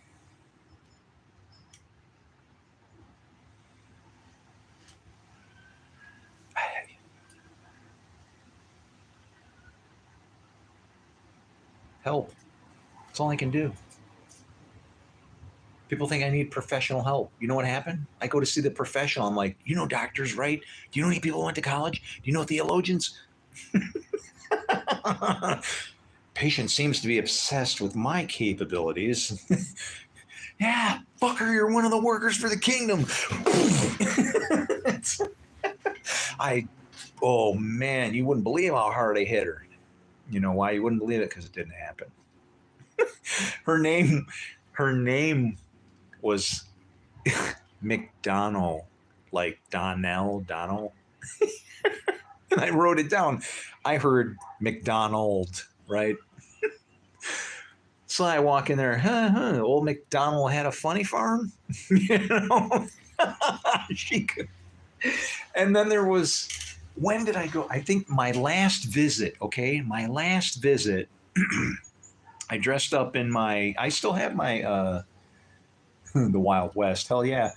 I dressed up in my Sheriff Kincaid, I don't know, what the hell do you call it? Is that costume? Would it be a costume?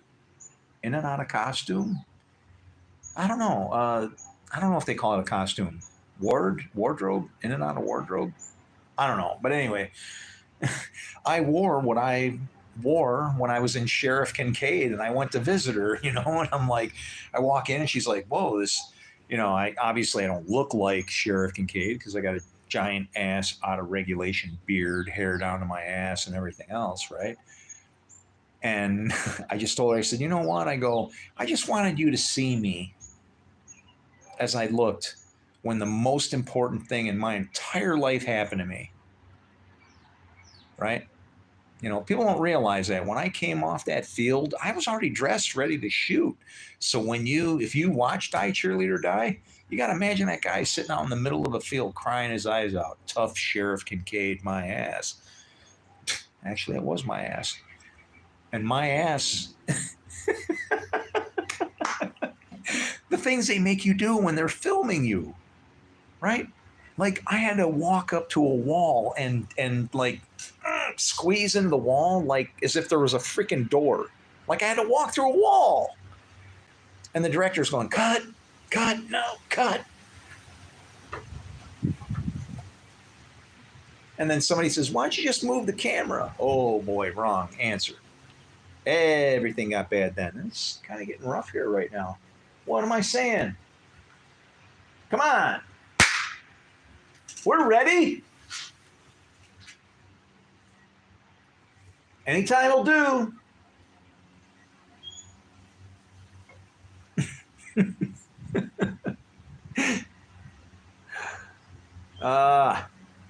Yeah, I walked off that field bawling my damn eyes out, man. I had mascara flying everywhere. I looked like shit.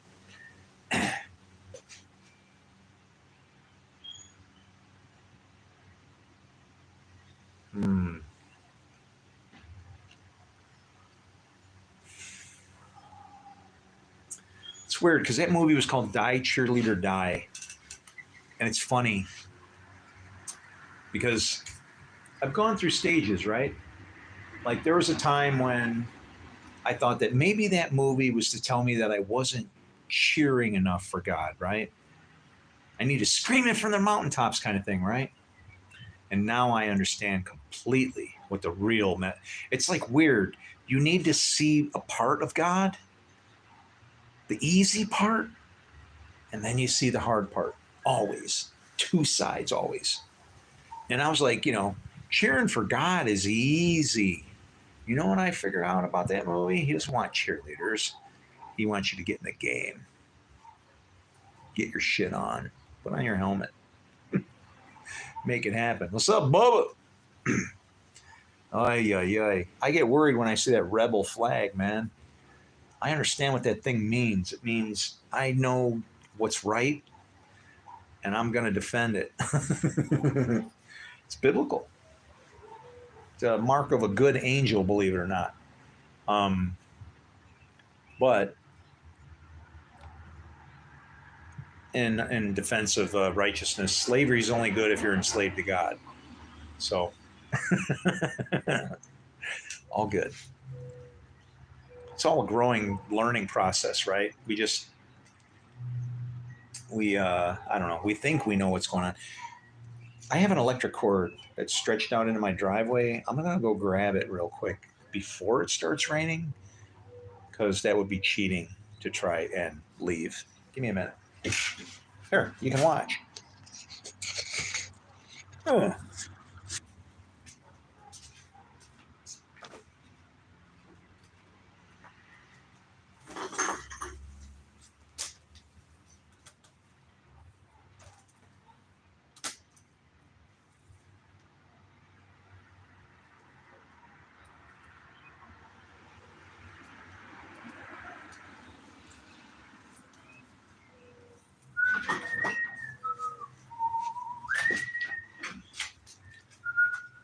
That's how you do it. See, it's easy. I got the power. No, wait. Okay, wait. We can do this. I got the power.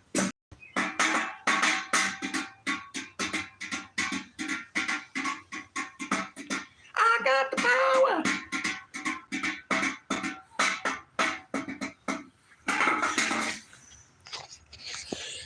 Yes, I'm back. No, I'm white. I'm not black. Don't give me a heart attack. I'll give you a smack, Jack. Don't get on my back. It don't mean nothing. That racist crap. Throw it out the door. I need some more. I can't deal with it no more. I'm going down the road. I know what I've been told, and it's time to say, and I'm on my way.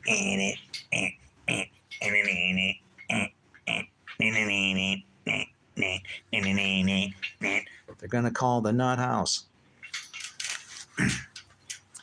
Yeah, my neighbors are like, what the hell is this guy doing?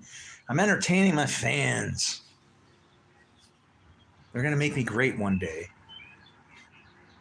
I've opened up my heart, told them all what's inside. And they're like, yeah, yeah, yeah.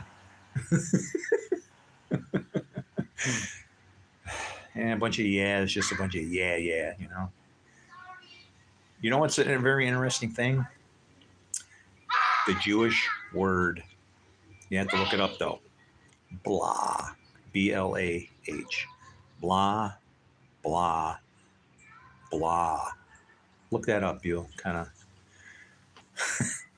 you always learn the bad words first, right? There goes a dove. See, it didn't land on me and stay, did it? Sorry. What's up? That was great. Oh, the rap. Yeah, I actually, it's kind of weird. A lot of weird things in my life. Many. I grew up in Newport News, Virginia, which is like the murder capital of Virginia. It's not, you know. I don't know if it was that bad when I lived there. Well, it was probably my stepfather that made it that way because he, you know, bad news behind us. But anyway, it's considered the home of rap, which is really weird because that's what I used to do when I was about 7 years old with no kids to hang around with and 178 IQ points. Can you imagine a 7-year-old with that much horsepower? That's why I hung around with old men and whatever. I could keep up with them. I might not understand, but I wasn't so lost, like, you know, I couldn't relate, I guess, right? If they could relate. And that's what it is. Everything's relationship. Everything is relationship. And you got to know your spot, right? I mean, Clint Eastwood, man's got to know his limitations. And I know that I don't have any.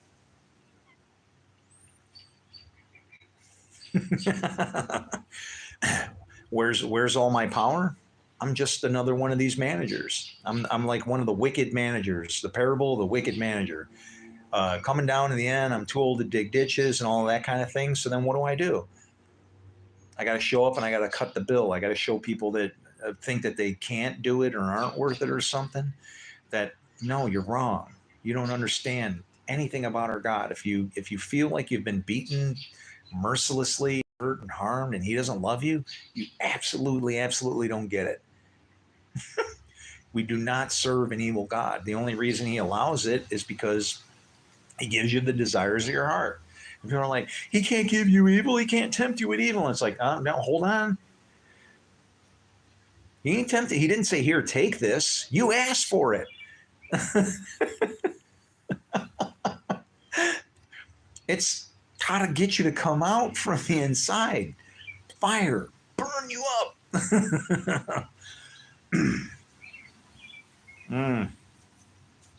We don't know what we're fighting. Straight to Bloomfield for you, old timer. Hell yeah. I don't know what the hell that means, but I hope it's good. I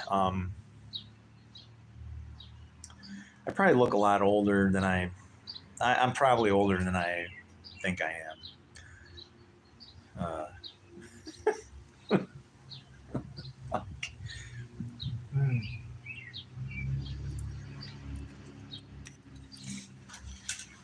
You see, Jews believe in reincarnation.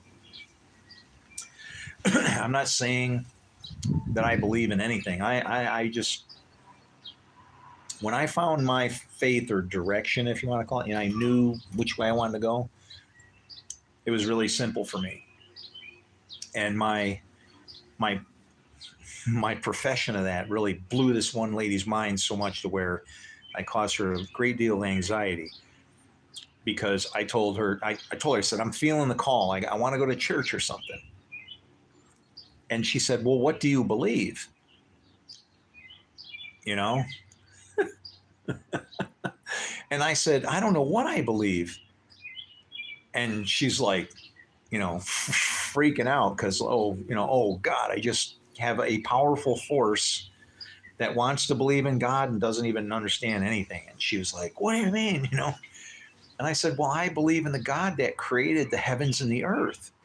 And I said, and after that, I have to just go, I got to stop, because there's Lutheran, Baptist, the Presbyterian, Unitarian, Methodist, Free Methodist, oh boy, Jedi.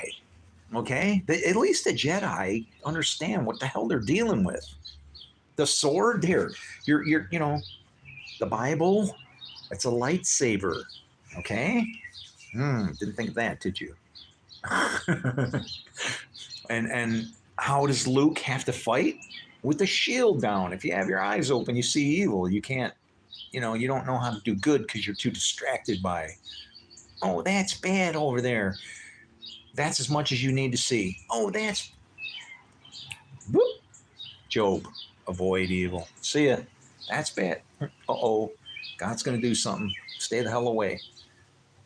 I'm an unclean man amongst unclean people, and I have seen the face of God. When you see that person doing evil, you have seen the face of God. Enough of it. Get the hell away. That's what made him see the face. He was around unclean people. So, and what is it? You can't see God and live. Even Moses behind him, right? So when you see that, you know what it is. But what did the angel say? I put the coal to your lips. It's like, you said the right thing. You expressed how you sigh and groan for the things that happen in the teaching of peace. So everybody says, when you read it, it reads as, put a mark on those who sigh and groan in the city. It doesn't mean that just people wandering around in the streets, I'm going to go, what, looking for people? No, you know who is who because of the word of God, the teaching of peace. And that's where you get your mark. That's the proof. You were bummed out about it. You cared. You actually cared. You didn't, say, turn them over to the jailer. Let them have it. Give them everything they deserve. You saw it and you were so afraid that you're even afraid for the people that brought it, right? Blah, blah, blah. The man who loves to hear himself talk. Conversational narcissist. Hi, Wayne. You must be one of my neighbors. I'll have to check that IP address in my router.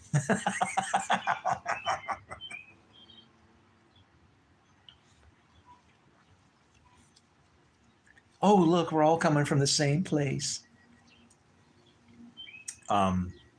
No.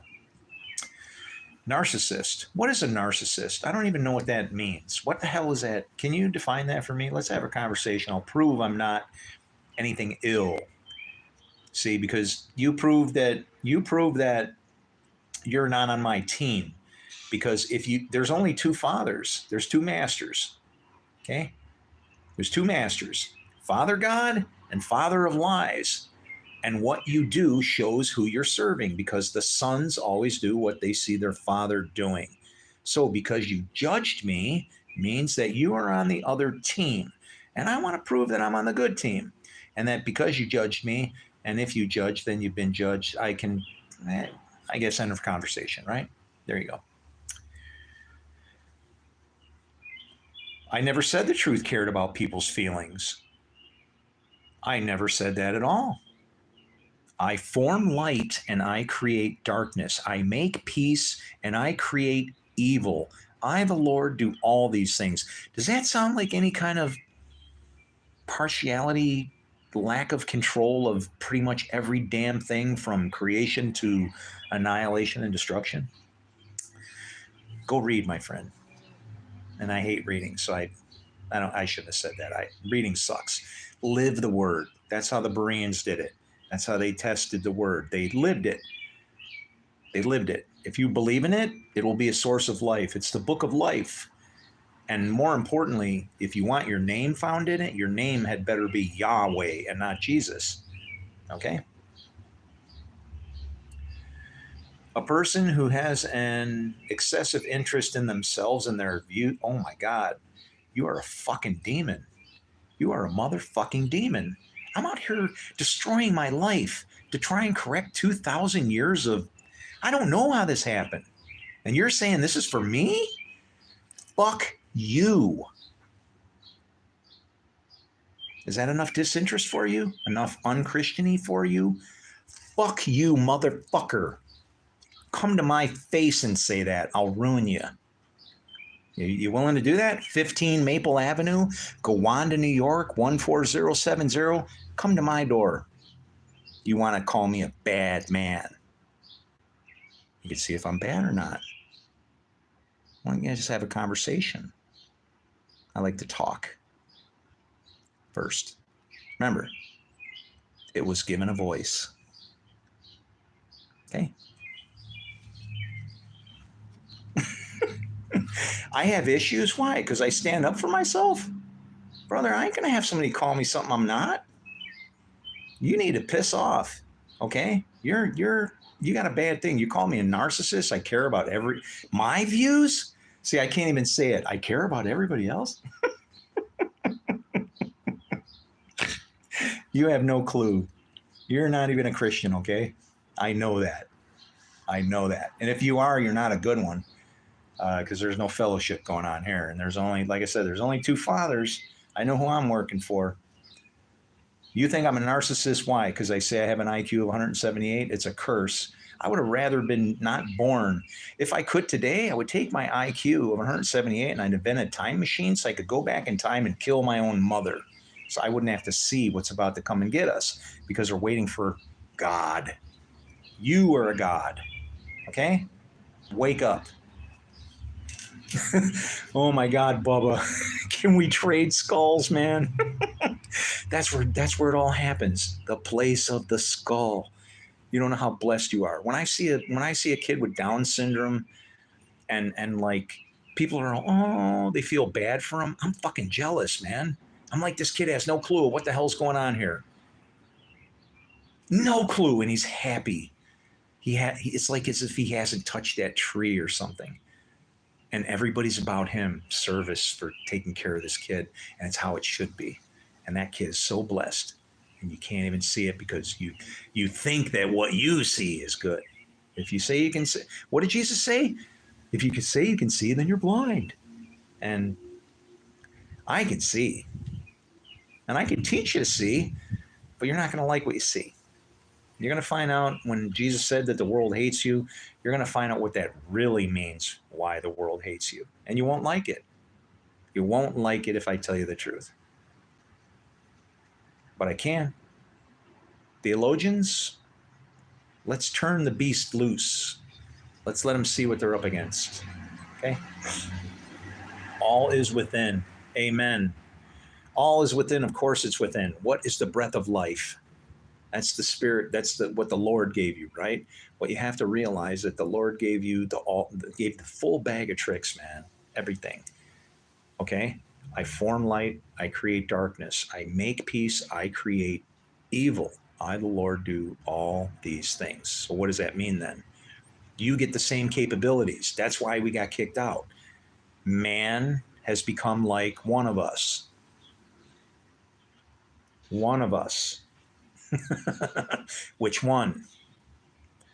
And then we get booted out. Okay? And it is a which one? Light or dark? Literally, male or female. And when we were created in the image of God, we were even made androgynous as male and female.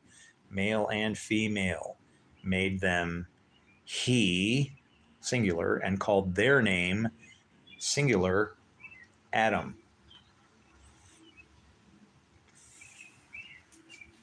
We don't know what we're doing. I stand my ground. Amen. Wayne, no, but what? What?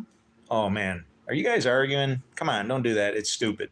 Don't waste any time on Wayne Schultz. He's a person of conflict. Okay? He fails to see, if his name's even Wayne, that is there any possibility that maybe we misinterpreted the Bible? And they say that Satan has to go out for 1,000 years and then come back for 1,000 years. So that would leave about, if we screwed up in when we killed our Messiah, because that was a screw up. Paul said so. He said, if the leaders of the time had known this, and I can tell you what the this is, and I've been trying to say it for about 5.5 years now. Guess what? They would not have killed, period. Forget about the Lord of Glory stuff. Forget about the Messiah, any of it. If they had known, they would not have killed. Stop right there. That's enough. That's all that it takes. Do you think I care about getting knocked out? I don't know. I do. I don't want nobody to hit me. It's a bitch to, try and function when your teeth are hurting, right? I mean, you would go to prison. Hey, can I tell you a cool story? One time I said a prayer, and there was a prison in my town, and one of my friends, I didn't realize, but he had come from that prison, and he started to tell me a story about how the guards in there were selling drugs to the people who were in there for drugs. And I didn't like it. I became very upset, and I parked my ass outside the prison, and I said the Jericho prayer. I have a video. I said the Jericho prayer, and I imagined myself going around that prison 7 times, and I said this prison needs to fall. It needs to come down. And then as I drove away after the 7th time imagining it, I was blowing my horn. And I left. And you know what happened? Less than 12 hours later, the governor of New York announced the closing of that prison. And that is a fact. Ask for good things and God can give them to you. Okay? Ask for good things. Ask for things that help other people. Not, I don't know. And that's just it. What do you really need? Life is more than food and clothes.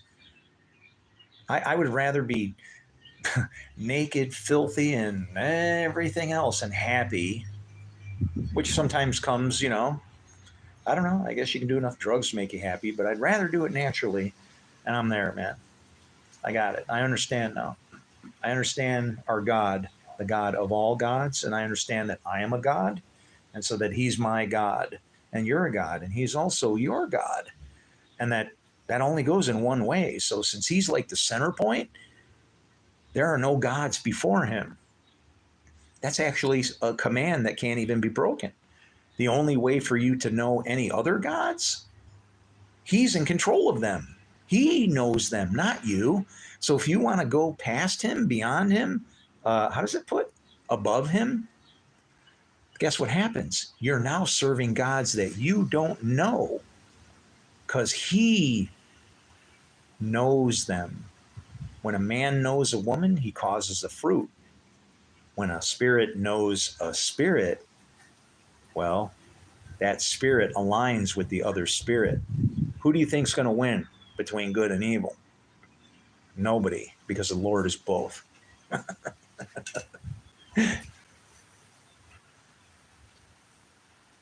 Words aren't provoking? What do you mean? I don't like my words. Too bad. Tough.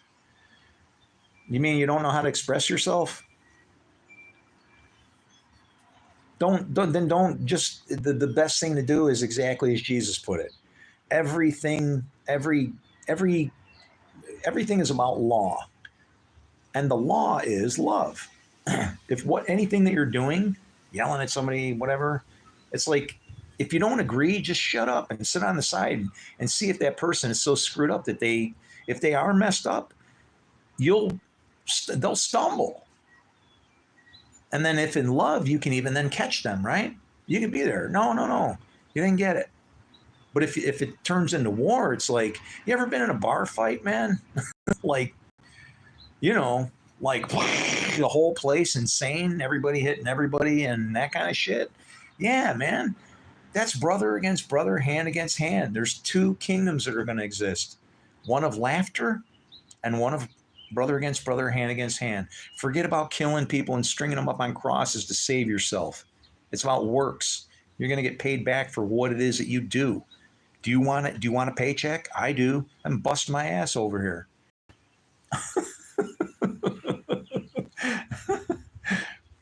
It's on you to control yourself. You're right.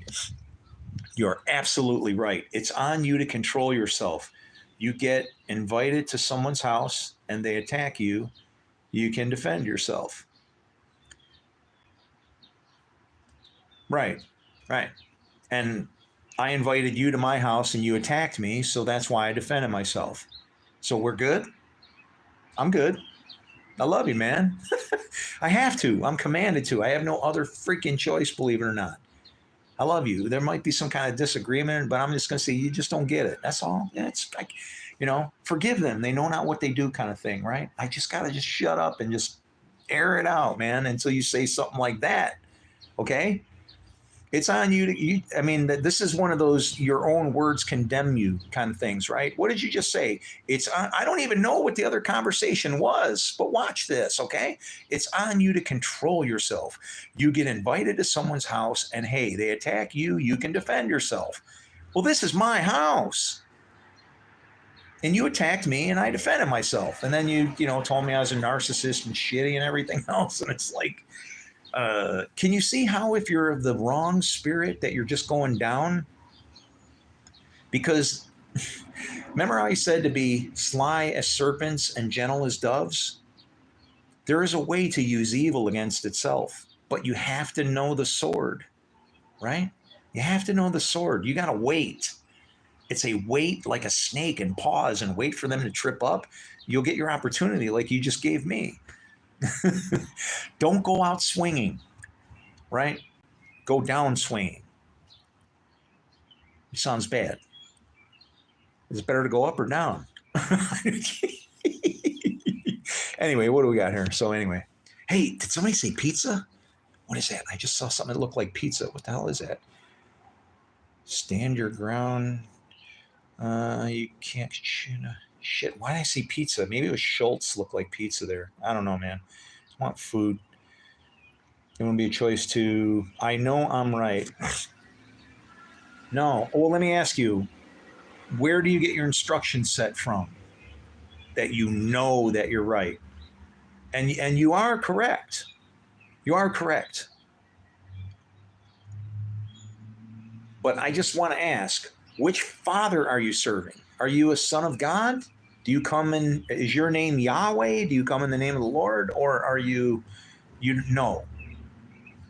Question. Answer it. Okay?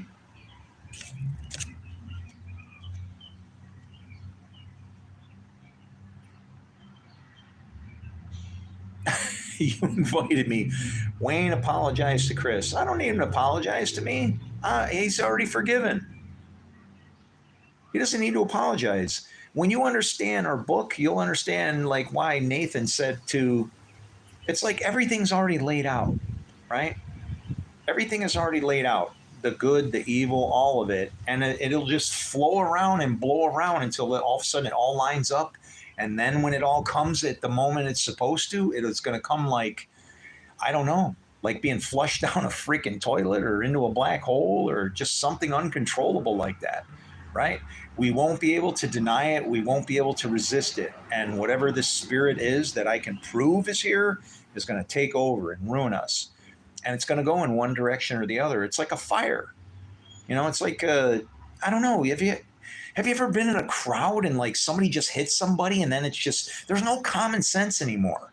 There's no thought to it. It's just like a freaking wind. And that's what we're up against. We're going to see that. You got people wandering around that don't even know if they're male or female, dogs, cats, and whatever. There's plenty of confusion going on. Okay?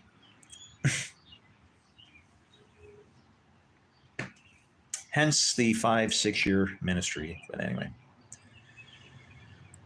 beliefs require no truth. Wayne, see, don't shut Wayne down. Don't stop it. Everybody stop now. Damn it. Wayne is right. He's absolutely right. And if you're arguing with him on that point, you are wrong. Beliefs require no truths. But what you believe is the truth. Let me explain, okay? Hold on. Give me a second. There's peace in the middle of this. I can step right in the middle of all you people swinging at each other, and I know how to bring peace. Wayne, you are correct, okay? All right? Beliefs do not require truth, but what you believe is truth. It doesn't mean that what you believe is right, but your truth, whatever you believe is true, is like a damn chain. If I believe that there's molten lava at the end of my porch, well, first off, I'd say the fight I wanted to pick you into, don't come over because it wouldn't really be good.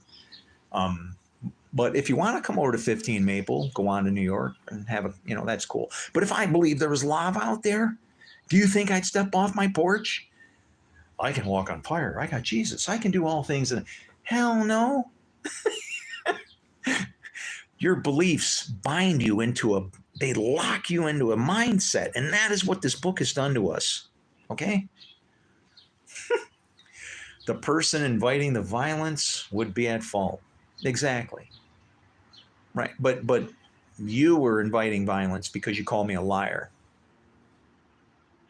and a narcissist. And that is so far from true. Zeal for my Father's house has consumed me. I need to flip over some tables. I need to get on a whip and beat the shit out of you. I know who I live and die for, my friend. And lies, thing of the past. Theft, thing of the past. Any of that, thing of the past. It says right in Scripture, the man with the seed of God in him does not sin. I'm implicated, ain't I? And then the further I go, it's like building a tower for myself, kind of, right? If I sin now, I'm going to have to lie and say, I was good up to this point. I can keep going. I don't know. Call it a badge of honor. Call it courage. Call it works. Call it whatever you want. If I'm doing good, the God I serve is okay with it, however it happens. If I can do it as a cheerful giver, I'm filled with the Spirit, a lot easier to function and move, right? I never called you a liar. No, you called me a narcissist. That's a lie. You said my views were for myself. My views are for anything but myself. If I felt I could get away with it with my God, I'd stick a gun to my head and splatter it all over the fucking window so I could get out of here. Because I'm terrified for what's coming. And I shouldn't be talking to you. I shouldn't be talking to you. I should be talking to countless doctors and theologians, pastors, preachers, the Pope that I've tried to contact, well, before he died. Michael Heiser that I got to eat one email into and then he died. R.C. Sproul. How many people are going to have to die? How many people do I have to try and contact? I'm tired of chasing on the back end of things, man. We got a book that's screwing us, okay? The book is God because we believe it. It's not saying that it's not truth. You can't fight against it because it has the words of peace in it. But if you look at it and find death and whatever, then your name ain't in there. If your name is not Yahweh, like it used to be when you were born, when you were given this breath of life, you're given the spirit of Yahweh, okay? You blotted it out by what you did. It's not removed, it's still there. But get some water, I guess, right?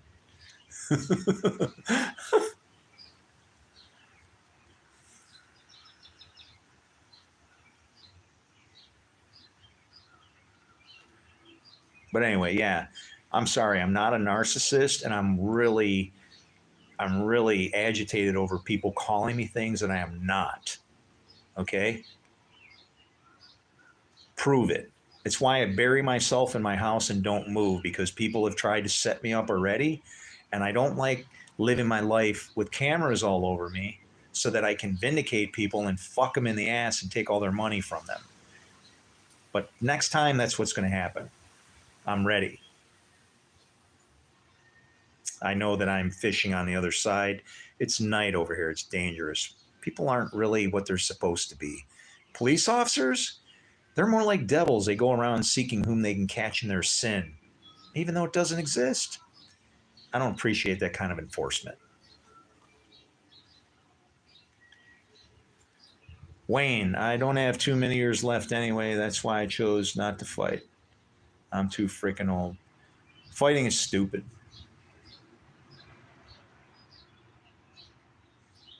Killing a person is murder.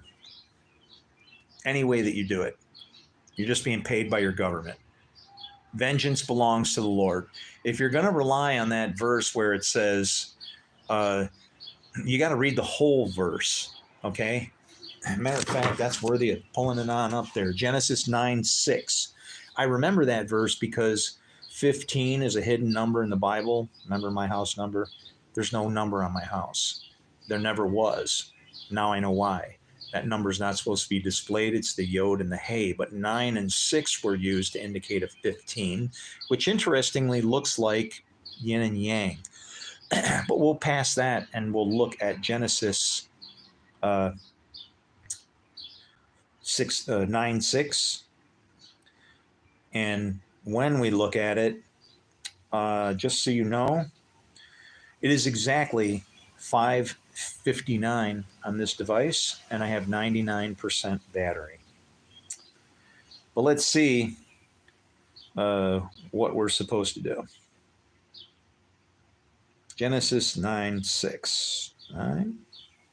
Oh, my bad. I was on the wrong one. I guess it's going to be 699%. On my device here, it looks like 9996000 in Genesis 9. Coincidence, I'm sure. But Genesis 9:6 says, whoever sheds the blood of man, by man shall his blood be shed. For God made man in his own image. Now, a lot of people like to leave out that for God made man in his own image. Now, let me show you where the problem shows up. We'll leave off the tail so we can try and be the head. Whoever sheds the blood of man, by man shall his blood be shed. Sounds like cause for revenge, right? Like I should kill and destroy and ruin. Why? Why do I get the rights to do that? For God made man in his own image. Well, wait a minute. If I'm made in the image of God, does that mean that I need to destroy man? What this verse is saying is that if a man sheds man's blood, then it was man's spirit or whatever that did that, not God's. For God made man. He wouldn't do that. For God made man in his own image. And it applies to both. It applies to the killer and the killee, both. You can't break this word, okay? Well, you want to have vengeance? If you want to stop the fighting, take your own life. Lay down your life for your brother. Or are you going to fight over dirt? Because ultimately you're fighting over dirt anyway, because that's what you're made of. All of us. And the same exact spirit that's in me is in you. And that's what the war is. To teach people about that and to come to the other side. In the least, to understand the other side. You invited me. I'm saying I'll show you, but I don't want to fight. No violence. And I'm attacked anyway. Ah, shit. Wouldn't attack you, man. It's stupid. It makes no sense. That's why as soon as I felt like you were attacking me, I'm like, just go. I don't have time, man. I don't have time for it. It's foolishness. Fighting is stupid. It's beyond stupid. It's showing, I don't know. Oh, there's that number. 3 hours and 26 minutes. 3:26. Why that number follows me around, I don't know, but I always see it when I see it.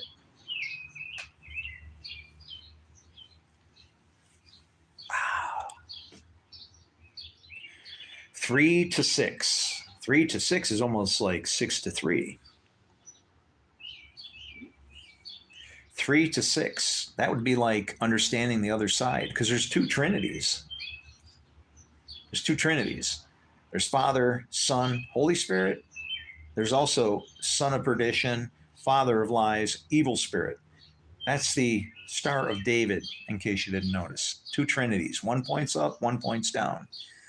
Before that, the nation, before it was the nation, actually had a four-sided star thingy. That was Abraham's star. It actually has boxes, four-sided geometric forms, two of them, twisted so that they form that little pattern thingy. So in the end times, what do you think is going to be the last star that should show up? It'd be a two-sided star. You know what that is? It's a path.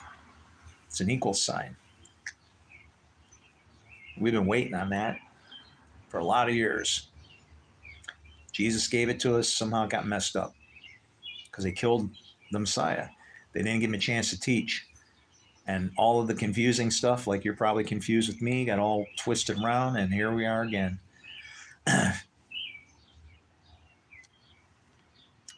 Anyway, I'm outie. I still think you what I said you are. Doesn't mean I don't like you. You have a happy rest of your day. Narcissist? How can you like a narcissist? I wouldn't like a narcissist. That is selfishness. Oh my God. You know when I'll be a narcissist? When I'm laughing, saying I told you so, which will never happen. I'll cry and say I told you so, but I'll never laugh and say I told you so. That's how I'll prove that it's not for me. I'll cry and say I told you so. And you wouldn't listen because I was a narcissist. If you judge the person, you can't receive the blessing, you know? Oh, but you're saying you're a blessing? Sorry. The Lord moves in mysterious ways, even pieces of shit like me. Suck it up. I'll accept you if you'll accept me. It is that damn simple. Really, really is. Oh, man. I wish it was something to wake up from. Please. Oh, wow. No, I've never had a 60-year dream. I guess it could happen, right? You know, and like we'll wake up and then God will say, no, that's why you only use 5% of your brain. The other 95% is used over here. Yeah, you just go like out there for entertainment. What was it like? Did you see any evil or anything? And you're like, oh my God, you'll stay awake forever. You'll never go to sleep ever again after seeing this. Oh, hell yeah, you'll wake up. He's all right. Yeah, he's all right. Everybody has a position, right? Like, the guy could even be listening right now. I would. What are they going to say about it? He's not a dummy. It's just it's your spirit that will see love in somebody or in jealousy, which is a God trait. You'll see somebody trying to take over for God, and you'll see him as a narcissist. At what point do you draw that line? Do the firemen show up your house and you're like, get out of here. Only God can do the good work. Yeah, right.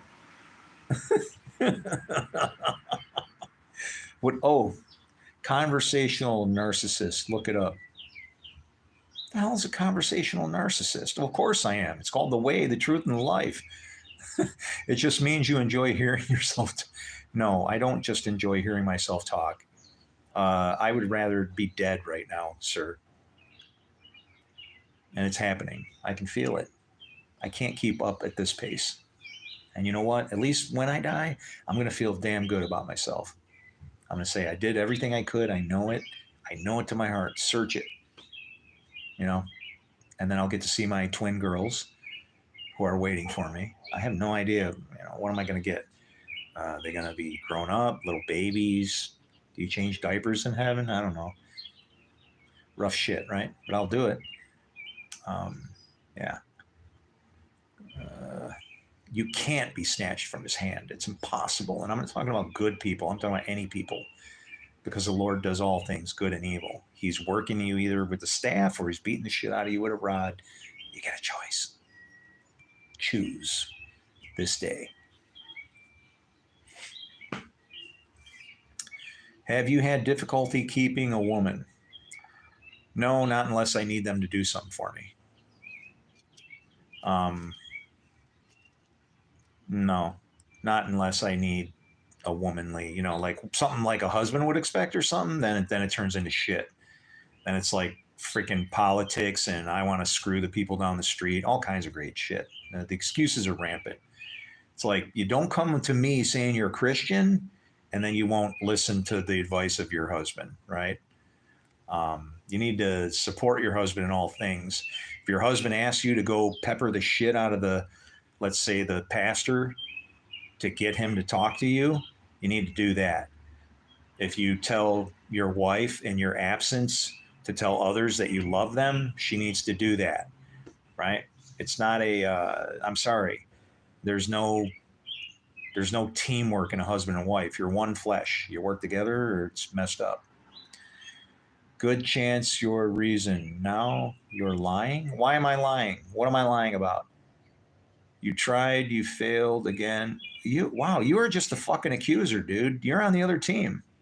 You're trying to like point out what you think I've done wrong, and you have no fucking clue. You don't care about people's feelings.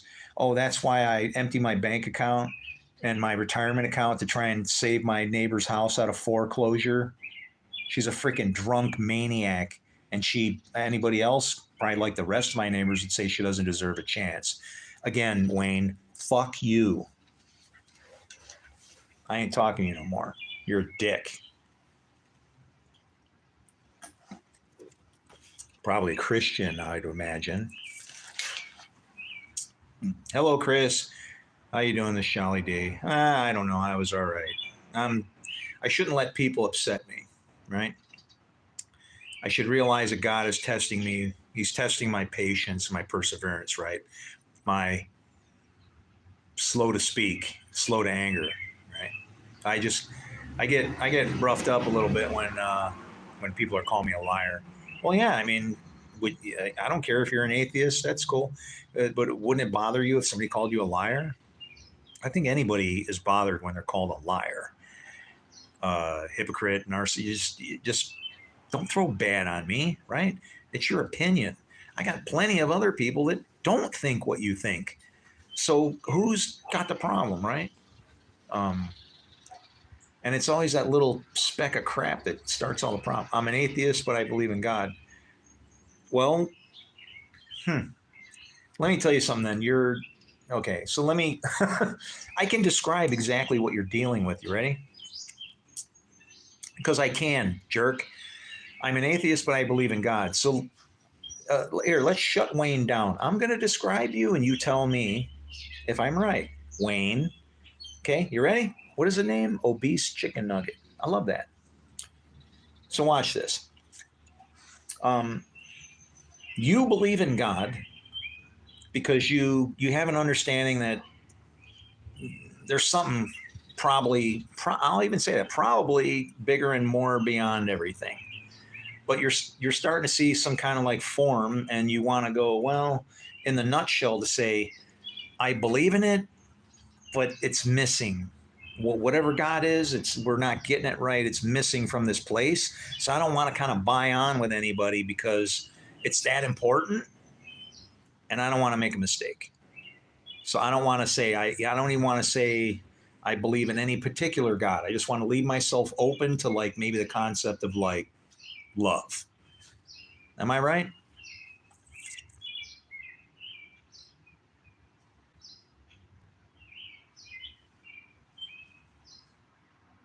Yep, you've got it perfect. Okay, Wayne. So when you told me that I was trying to put words into somebody's mouth and that I'm invasive and all these foul things, if you could get the crap shit out of your Get the anger out, man. Get the anger out of you. You'll be able to have a relationship with people because you can't dispense with that anger unless you're serving the right Father. And this atheist is a man of God because of one thing, love. And see, we're on the same team. So I know what's going on over here. You're in chaos and you want to fight over everything and accuse me of things and whatever. What you don't get, it's aggravating you because I can see better than you can because you have anger in your thing. I'm sorry, but you want to know where Star Wars came from, that movie? It's from a damn Jew, brother. The lightsaber is about the Bible. Him pulling the shield down over his eyes so that he can't see is saying, if I don't hold my ground a little bit, I let your eyes feed your brain at like a data rate that is like insane. It's like 1 billion megabits per second. It's like, and that's to consider, okay, structure of the porch, size of the beams, 4-inch, 12-foot tall, 8 inches across, this deep, that deep, densities, all of that, right? It's just all numbers flying into your skull. And if you let that data push you into the side of judgment, you stepped across the line. We're not to judge each other, period. Nobody. There is something out there that is already judging. You don't need to interfere with it. God doesn't need to be defended. It's a lion. You turn that shit loose and he'll chew everything apart in its path that it doesn't agree with. Napoleon said this, all right? Napoleon said this. It's the most incredible statement in history, in my opinion, regarding the Bible. This is the little bastard that took over 4 foot of freaking piss and vinegar, took over all of what? Are you kidding me? You want to know what he said about that book? He said, the Bible is no mere book, but a living creature against which any who oppose it will be destroyed. Well, he didn't say destroyed. He said conquered, but devoured and destroyed sounds better because that's what it is. You're being devoured by the sword. It's a thing you can't fight against. Guarding the way where it's, swinging, flaming sword. It's just saying, don't be a jerk. You'll dance with that sword. You'll wield the sword. And when you know what it is, when you talk about it, it'll be coming out of your mouth, just like it's coming out of mine right now. You'll have eyes of fire.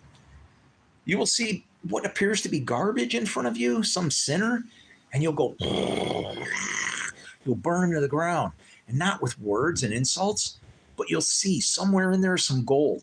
Somewhere, and you'll go, hey, I can relate to you. I understand. Yeah.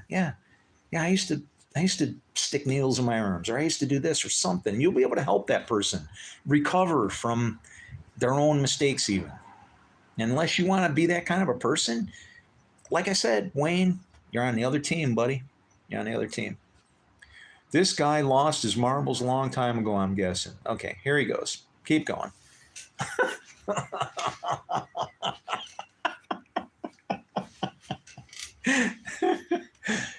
Oh, Wayne. You're probably like 15. You gotta be.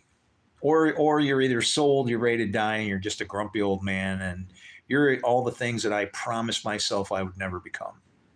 And I'm glad that after, let's see, I sucked dick as a Catholic when I was 7 years old. And then I had a black kid beat the shit out of me every day off the bus when I moved into Virginia.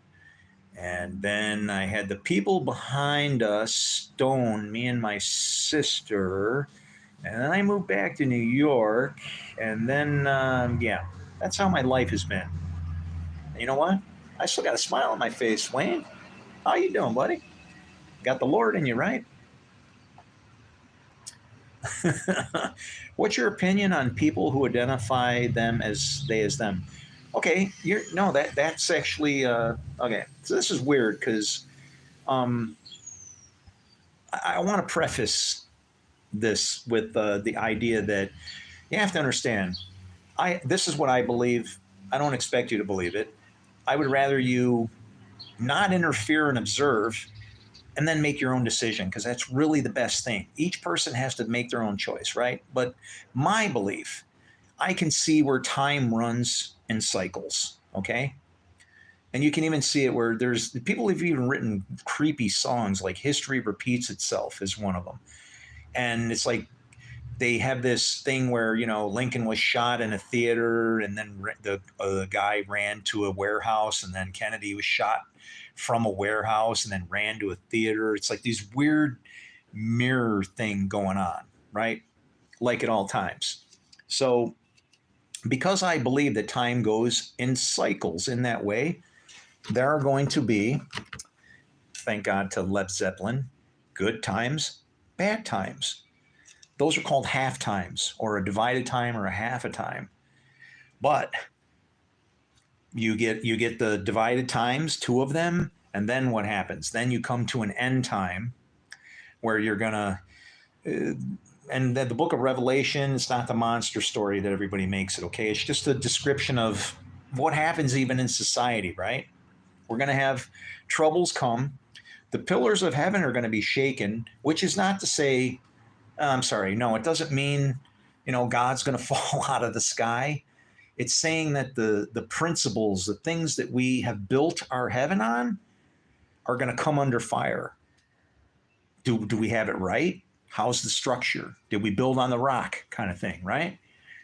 And when those times come, it's going to be a time of now, again, you and I, atheist or not, you're my brother or my sister, however you want to look at that. My beliefs, I don't care if you're Charles Manson, okay? And he's dead, but that'd be really weird for you to be talking to me. But the idea is that the same thing that gives me life, the breath of life, is actually inside of you. So if I was to go into conflict with you, it's like 2 brothers fighting. Almost, I mean, even worse, right? Like, so I have to approach it in that way. And even if we have a difference, and I am a Jew, I found out my bloodline goes into Egypt. My last name mysteriously composes the words Moses and Etna, mountain of fire.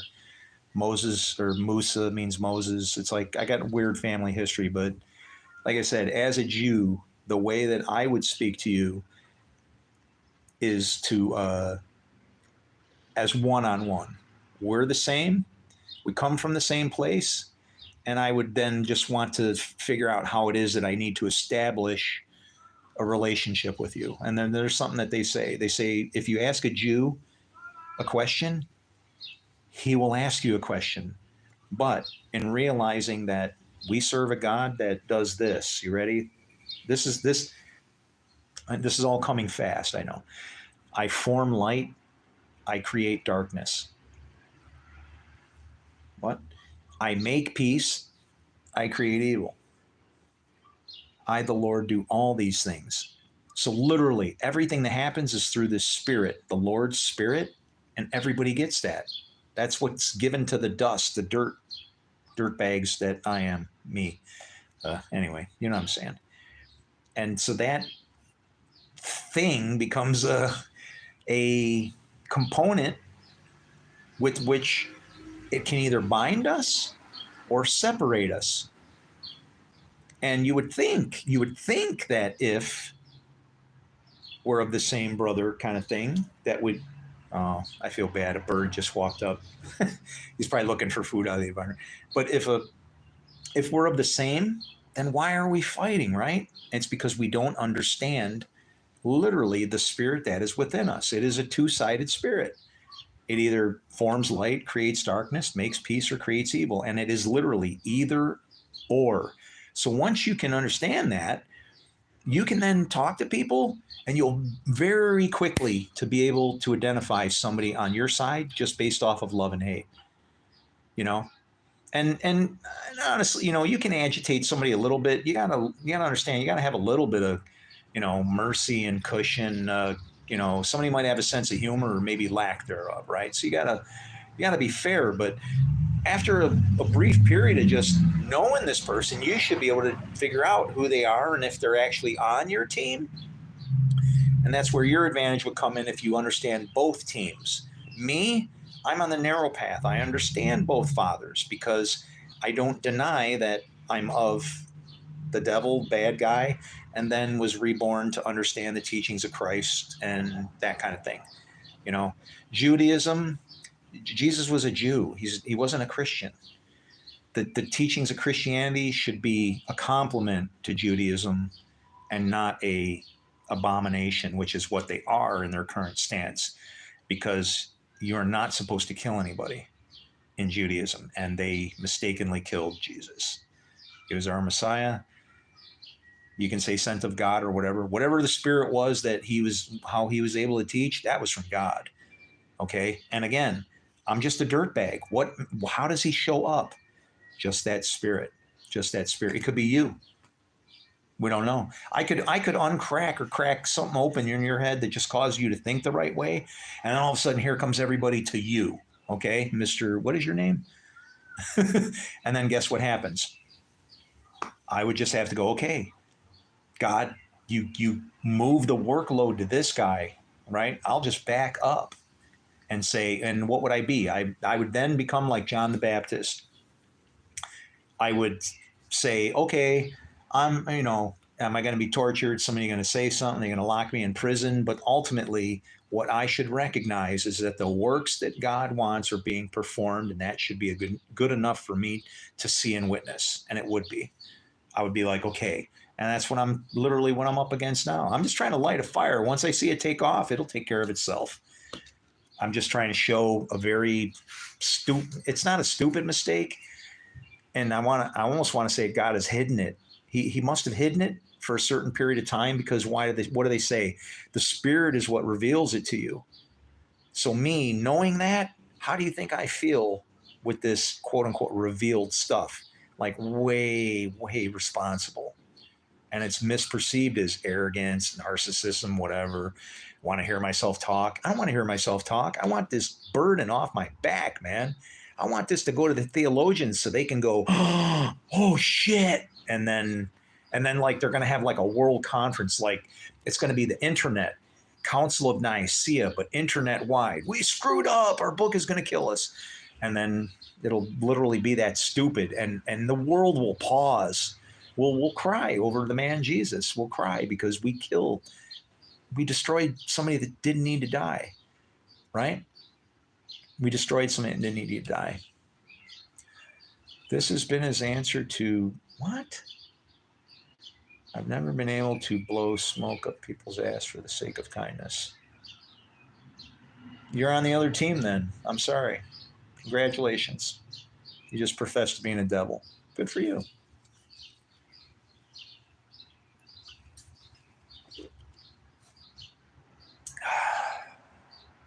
It's okay, Wayne. I used to be like you. And so I'd be a hypocrite if I would even judge you, because I haven't changed. I've just, as our atheist friend said, gained control over what's inside me. That's all.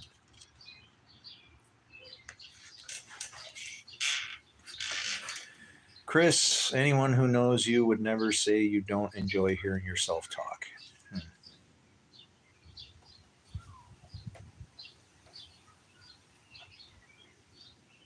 So I'm going to guess that you just admitted that you know me. I knew you were one of my neighbors. Come on down, man. Why hiding? I know who you are. I know exactly who you are now. Don't be a pussy. Come on down. Wayne. Are you Batman? Why don't you just put Bruce Wayne? Come on, man. I'll go.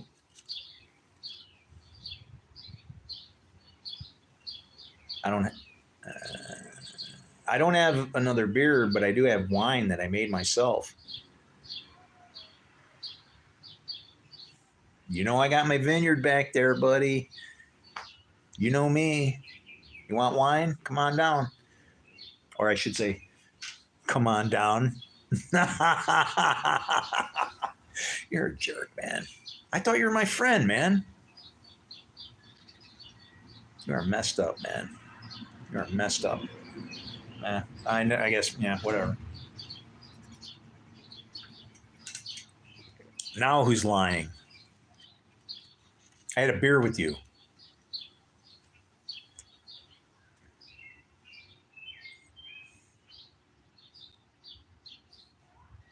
Come on, lay it on. Let's see some excuses. What are you gonna tell me? You quit drinking?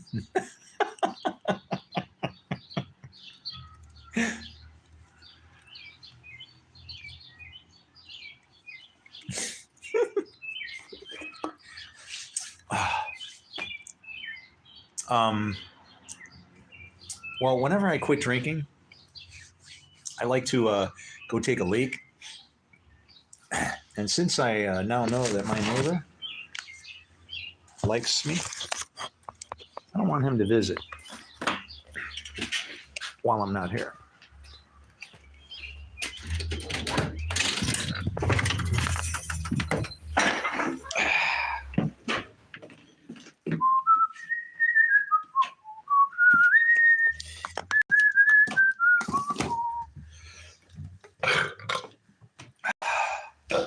Hi. Yep, just like that. I've been holding it for a while. I might not get quite the stream, but here we go. You ready?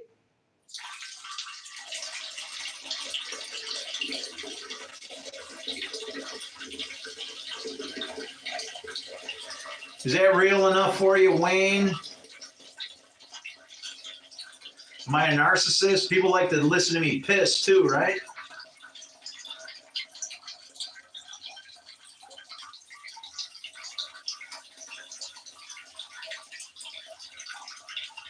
Boy, if I had some Flomax, I'd be doing all right now.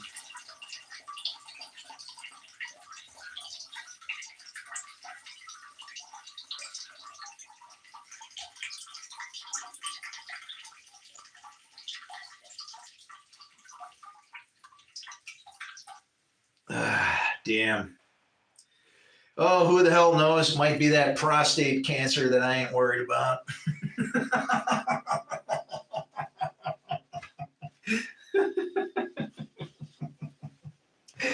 Lord, take me home. Get me out of here. Away from people like Wayne. And then you may fire at will. You can ruin it all you want, Lord. I got no problem with it. That was good. All right, what's going on? Wayne, I'm sorry I couldn't hear you because he was brushing.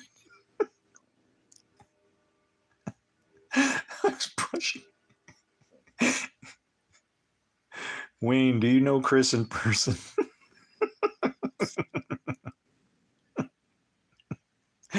He went on a 10-minute rant about who knows what. Yeah. Wayne, you're a pain in the ass. You know that? That's okay.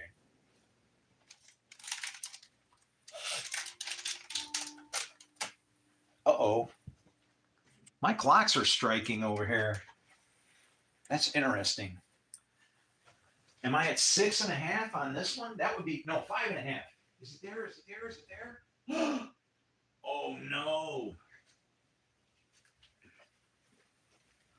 11:30. It's night. Here we go.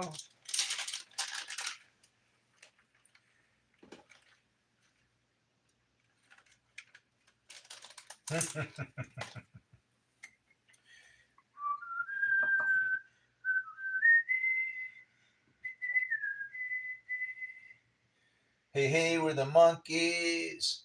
People say we monkey around. We're too busy praying to put anybody down. We're just trying to get friendly and have fun, people we say. We're the young generation and we got something to say.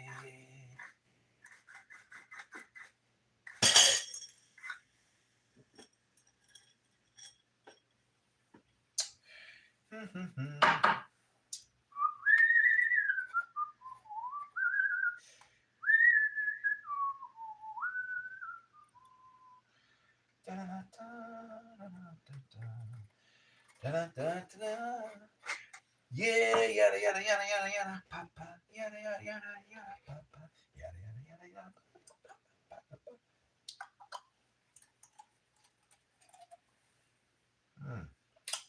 All right.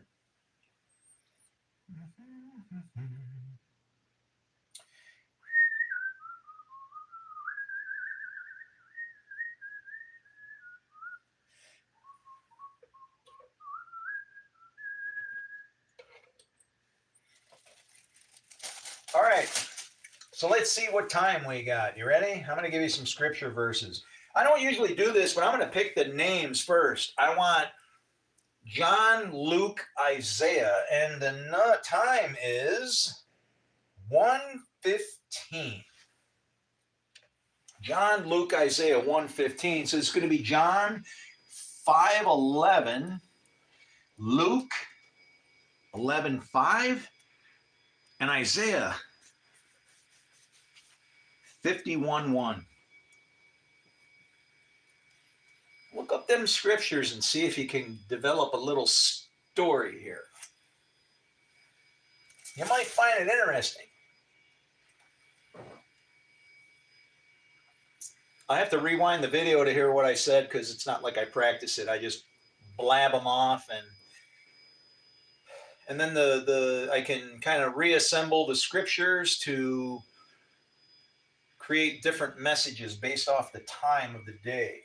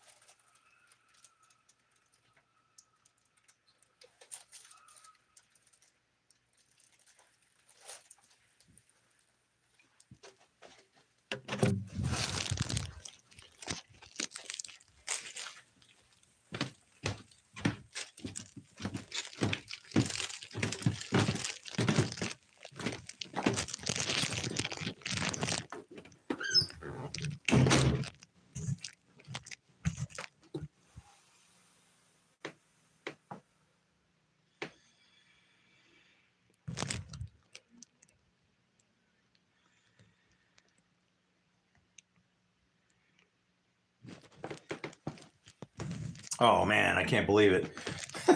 I actually don't believe in God at all. Well, that's fine. You will someday.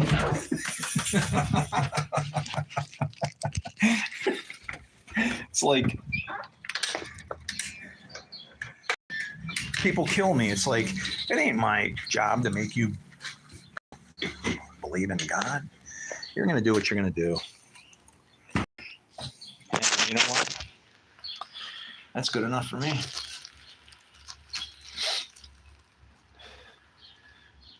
Uh-oh, what happened over there?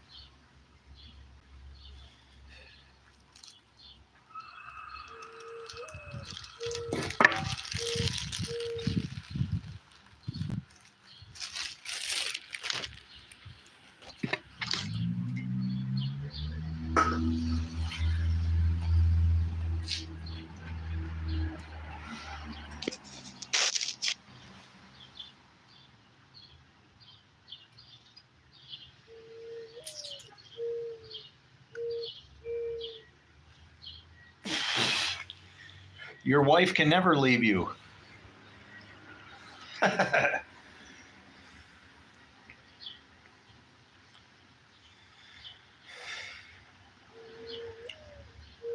If you think that your wife can ever leave you, you don't understand Jesus' teachings.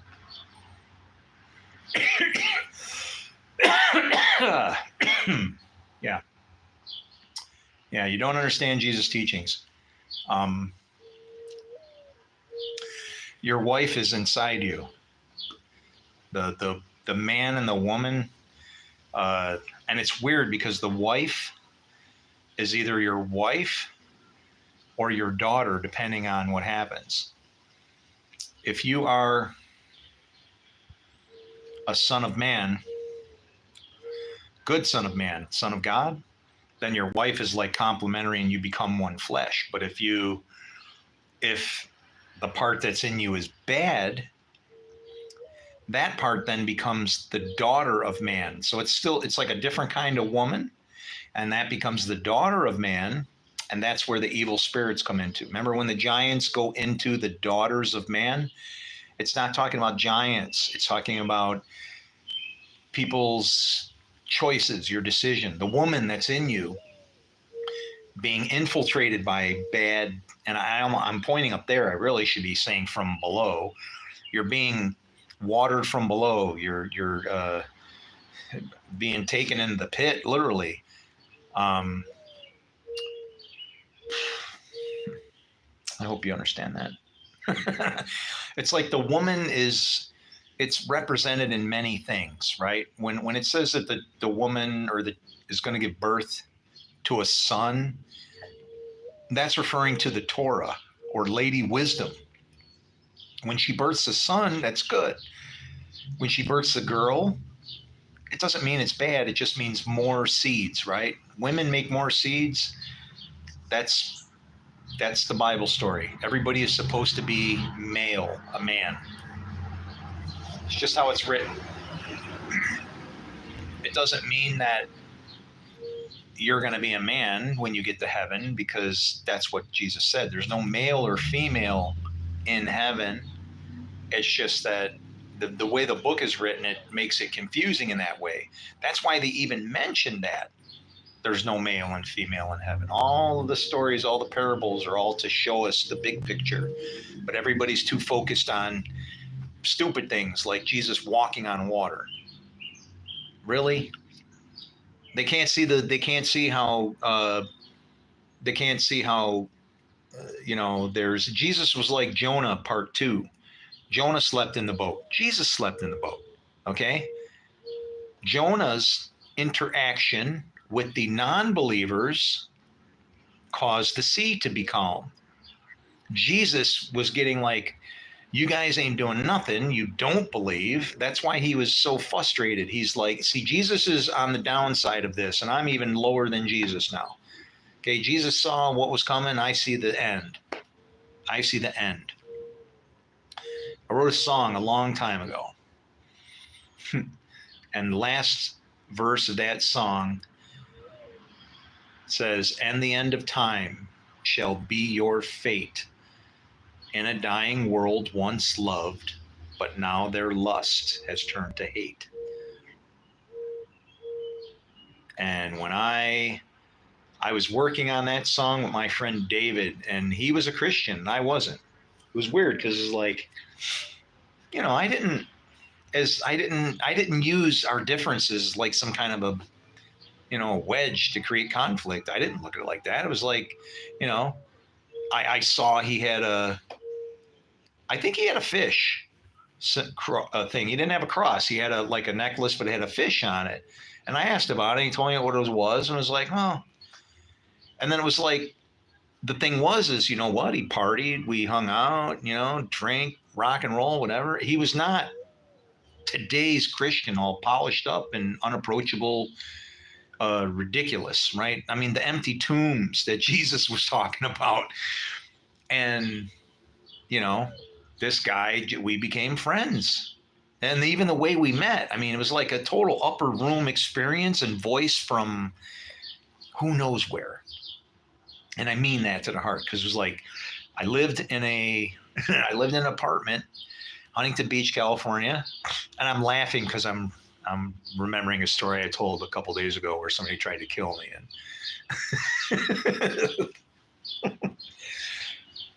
But I'm playing my guitar. And then all of a sudden I hear this voice, hey, and I'm like, I'm playing, and then I hear it and I stop, electric guitar, and I stop. And I'm like, and he's, hey, and I'm like, hell was that coming from? And it was weird because he was behind me but because the wind where his sound was below the window, the sound from him had to go up, hit the ceiling, bounce off the wall that was in front of me, and come in the other direction. So I'm like playing guitar against a white wall, and the wall is going, hey, and I'm going, what the hell? And then finally he's like, I'm down here. I'm like, what the oh shit, So then me and Dave hooked up, right? Good guy. And you know what's really weird? This is strange. I'll continue with the story. But I'll tell you that David has 3 or 4 sets of twins that are his kids. I only know that but he won't talk to me anymore. Anyway, we're working on this song a long time ago, and he I don't know, I just thought about God questions, right? Like I asked him, I go, do you think the devil could, and I was going to ask him a question about like the devil tricking you somehow, and then all of a sudden my toolbox slammed shut, which the way the hinge is designed, it shouldn't have been able to do that. Just flat out, because it had a brake hinge, and what happens is and I never closed it. I opened it and it was always open. I don't need to close up. It's my house, right? I close my garage door. I don't close my toolbox. It's stupid. It was always open. And but I said, do you think it'd be possible if Satan could? And then all of a sudden the toolbox slams, and he was like really freaked out on that, right? But the song we were working on was called Time Rider. And it's my song. I wrote it. And the lyrics are, in another time, so long ago, in an age where theft brought death and kings they dwelt upon their thrones, there lived a man, ageless and cold. He'd long since paid his price, but the deal he paid was carved in stone. There was a wizard, long beard and staff. He'd seen 10,000 moons, and many a man had felt his wrath. He'd grant your wishes for a little gold, but for the time rider, the deal was to be paid in souls. And then the last verse was, and the end of time shall be your fate in a dying world once loved, but now their lust has turned to hate. And that just seems like today.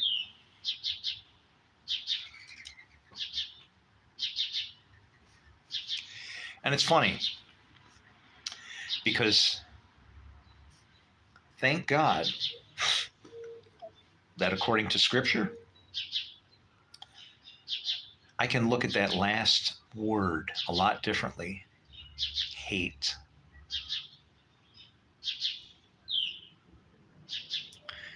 It's like the difference between Esau and Jacob was like one snowflake of difference. And that's only because God is like bipolar. Our Lord is bipolar. I form light, I create darkness, polar. I make peace, I create evil, polar, bilateral. He has no way of being able to say, I love you and you, I love you too, but you pissed me off. He doesn't have any way of saying that. He cuts it in half. Everything. That's why I say that, autistic kids, whatever, that think in that way, they're like a blessing, but we don't realize it. I'm not saying that, oh man, the struggle, I can't imagine, I've had my own, you know what I'm saying? But it's like, that's literally almost how people that are not suffering from said condition to be able to maybe adjust themselves almost to think that way, but not to like destroy at the extremes of each. You're evil, die. No, it's like, no.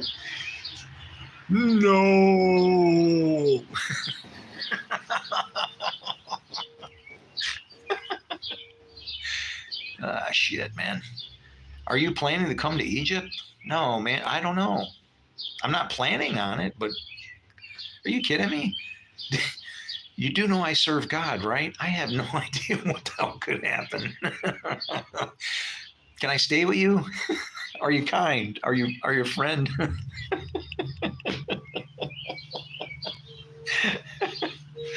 I don't know where I'm gonna go. Are you kidding me? Do you know who Jesus was? Do you remember what he said? What did he say? You don't know where the Spirit is coming from, and you don't know where it's going. Such as those who are born of the Spirit. It's like I want to make the only plan that I know is people need to understand. That's it. Beyond that, I have no idea. I can see our kingdom like forming. I see people coming into realization. It's like investing, right? What is investing? You're paying it forward. You're going, I know I'm going to get this if I just put into it. And what is killing us from being able to do that? Fear, mistrust. Well, I can't do that. Why? Because all men are bad, evil hearts and all that. You know, like the church told you. If your heart was not evil, can I tell you, this is odd. Find this interesting. If your heart wasn't evil, do you realize that you would not be able to show mercy?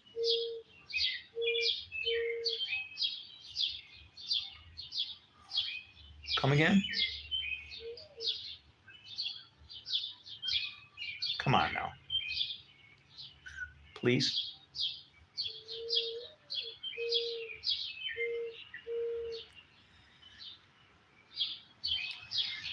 If you give if you give mercy to somebody, you've done an injustice. Because you should give everybody exactly what they deserve. Good or bad. That's what the Lord does. I form light, I create darkness, I make peace, I create evil. I, the Lord, do all these things. He gives you the desire of your heart. He's not tempting you. You ask for it, you get it. Because he knows that if your spirit is pulling you in that direction, into sin, that's where you need to go in order to learn. And so like when you, Psalm 1, do not stand in the way of sinners means if they're headed for the fire, let them go. Okay? Don't sit in the seat of scoffers. As they pass you, don't destroy that, the idea of how you held yourself back from in love, diving on them to save them from the fire. Don't ruin all that by, as they pass by, sitting in the seat of the scoffer. Idiot. Right? No, instead, meditate on God's law that works in day and night. Some people walk in the day. Some people got to learn by stumbling. If you can help them walk, they're lame, help them. If they can't hear, this is what I'm trying to do, help them.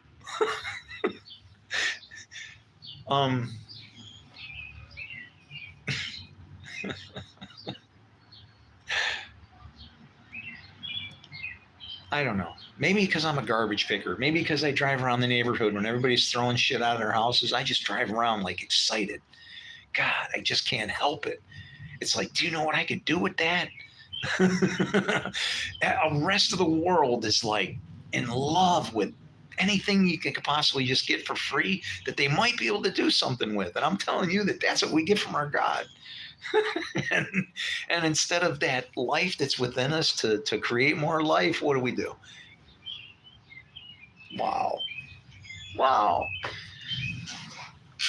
Don't blame him. Be blameless. Don't blame our God. However bad it gets, he has no control over it. We've been given free will. I mean, if I imagine what God would be right now, did he not know? He knows. Okay, he knows everything. So I can't go like, he's up there going, oh God. But if he was like, let's say, you were God and you were up there, that's what you would be doing right now. You'd have somewhere written down in a book saying, yeah, it's going to be like this, don't worry. But you and I, well, not me anymore. Sorry. But you would be up there going, oh God, no. Even though you have the truth sitting right in front of you, written literally in stone. it just takes that kind of trust. You know, we picked the wrong time to let our love come out. When tragedy's there, sure, but that's like giving out of your abundance. When you're giving out of your lack, which is weird, right? It's reversed. When you're giving out of your lack, that's when you're not going to get anything back from it.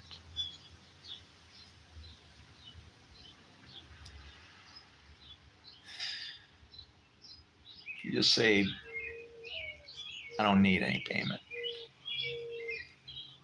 I understand.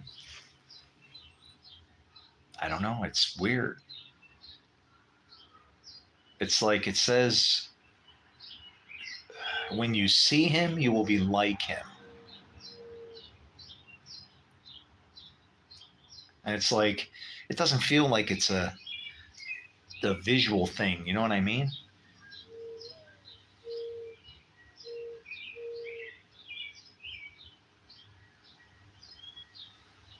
It doesn't feel like it's a good thing anymore to be the Lord. Which, did you hear the wind start blowing there? I didn't mean it that way, Lord. Search my heart. But careful with my words. Whoa, that was bizarre. Did you hear the wind start howling?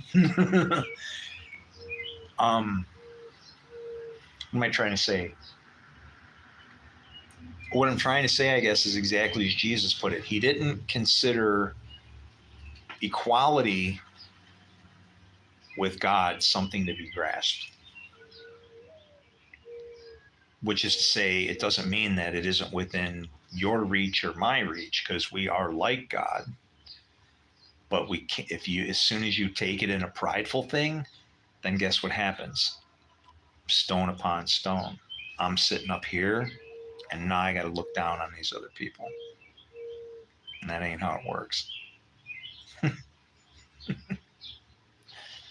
Oh, man.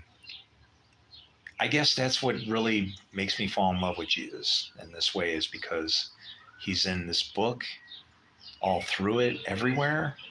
I mean, people are like, he fulfilled this prophecy. I'm like, I'll tell you the whole thing front to back about Jesus if you want to hear it that way. Pretty much is. It's just about the Lord. And he's in us, the Spirit. And we got to grab hold of it. And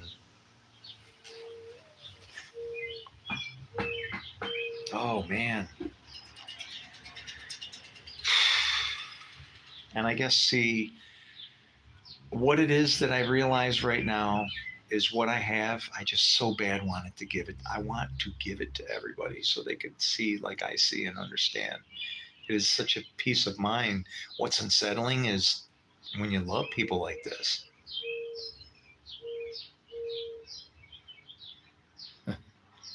You can't turn this shit off.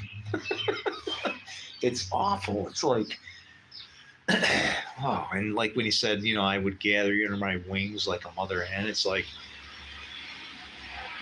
perfectly put, dude. Perfectly put. You just want to save all the little ones that don't get it. One day you'll be old enough and you can chase them around yourself. It's like,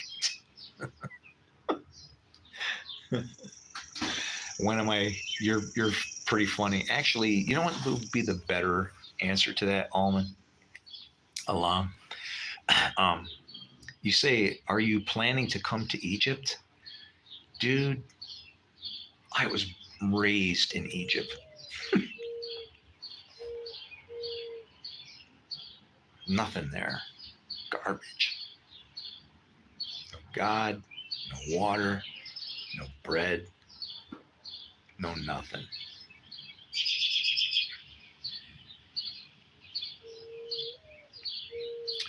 And then I guess I figured out that the ravens were feeding me. And they were different because they came in the day and in the night. Being fed by what's unclean. Burning dung to make your food even. What a deal. And still there's God.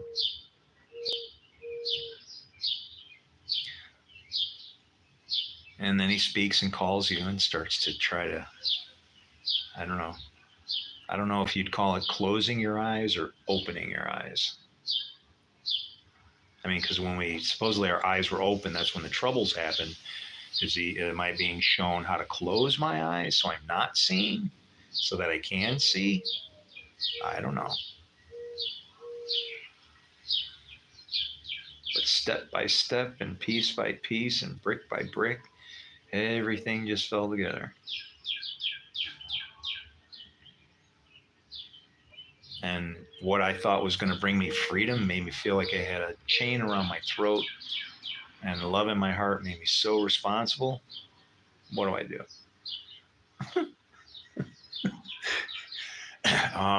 When he said the son only does what he sees the father doing, I would like to say that the son can only do what he sees the father doing. Call it conscience, call it whatever the hell you want. This is my body. Use it. It's yours. For whatever you can. And so you learn how to forgive. And then I guess you can maybe even kind of see what people need, right? And and it's weird because what you think other people need, you're the one who actually needs it. But by giving it to others, you receive. Kingdom of God is bizarre. You're responsible for everybody. And it sounds impossible, but guess what? It's the easiest thing ever because everybody's responsible for you. So if you're having a hard time taking care of somebody, well, guess what? I guess you should expect some help, right? You expect some help, man. Can't say it happens that way. Oh, my buddy needs some food. I'll be right back.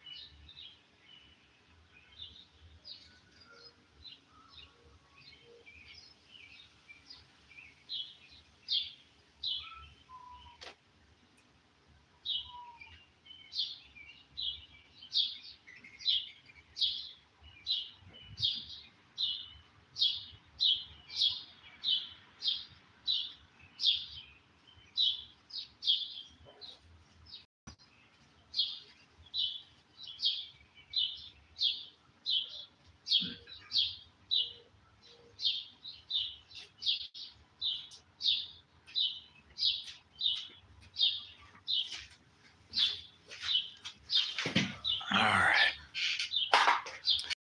Throw some bird seed out for the miserable birds. Uh-oh. Hey, we're down to 15% power. This device, I'll give 15 minutes out of that, but why not shut down, huh? I just threw some bird seed out for the doves. And I don't know.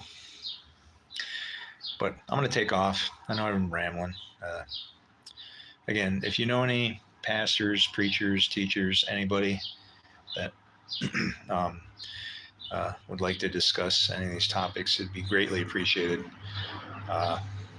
Anything I receive in the way of royalties, I'll give you 90% if you can find somebody, okay? I'll give it all to you. I don't care. My phone number is 716-229-1343. Shalom, shalom.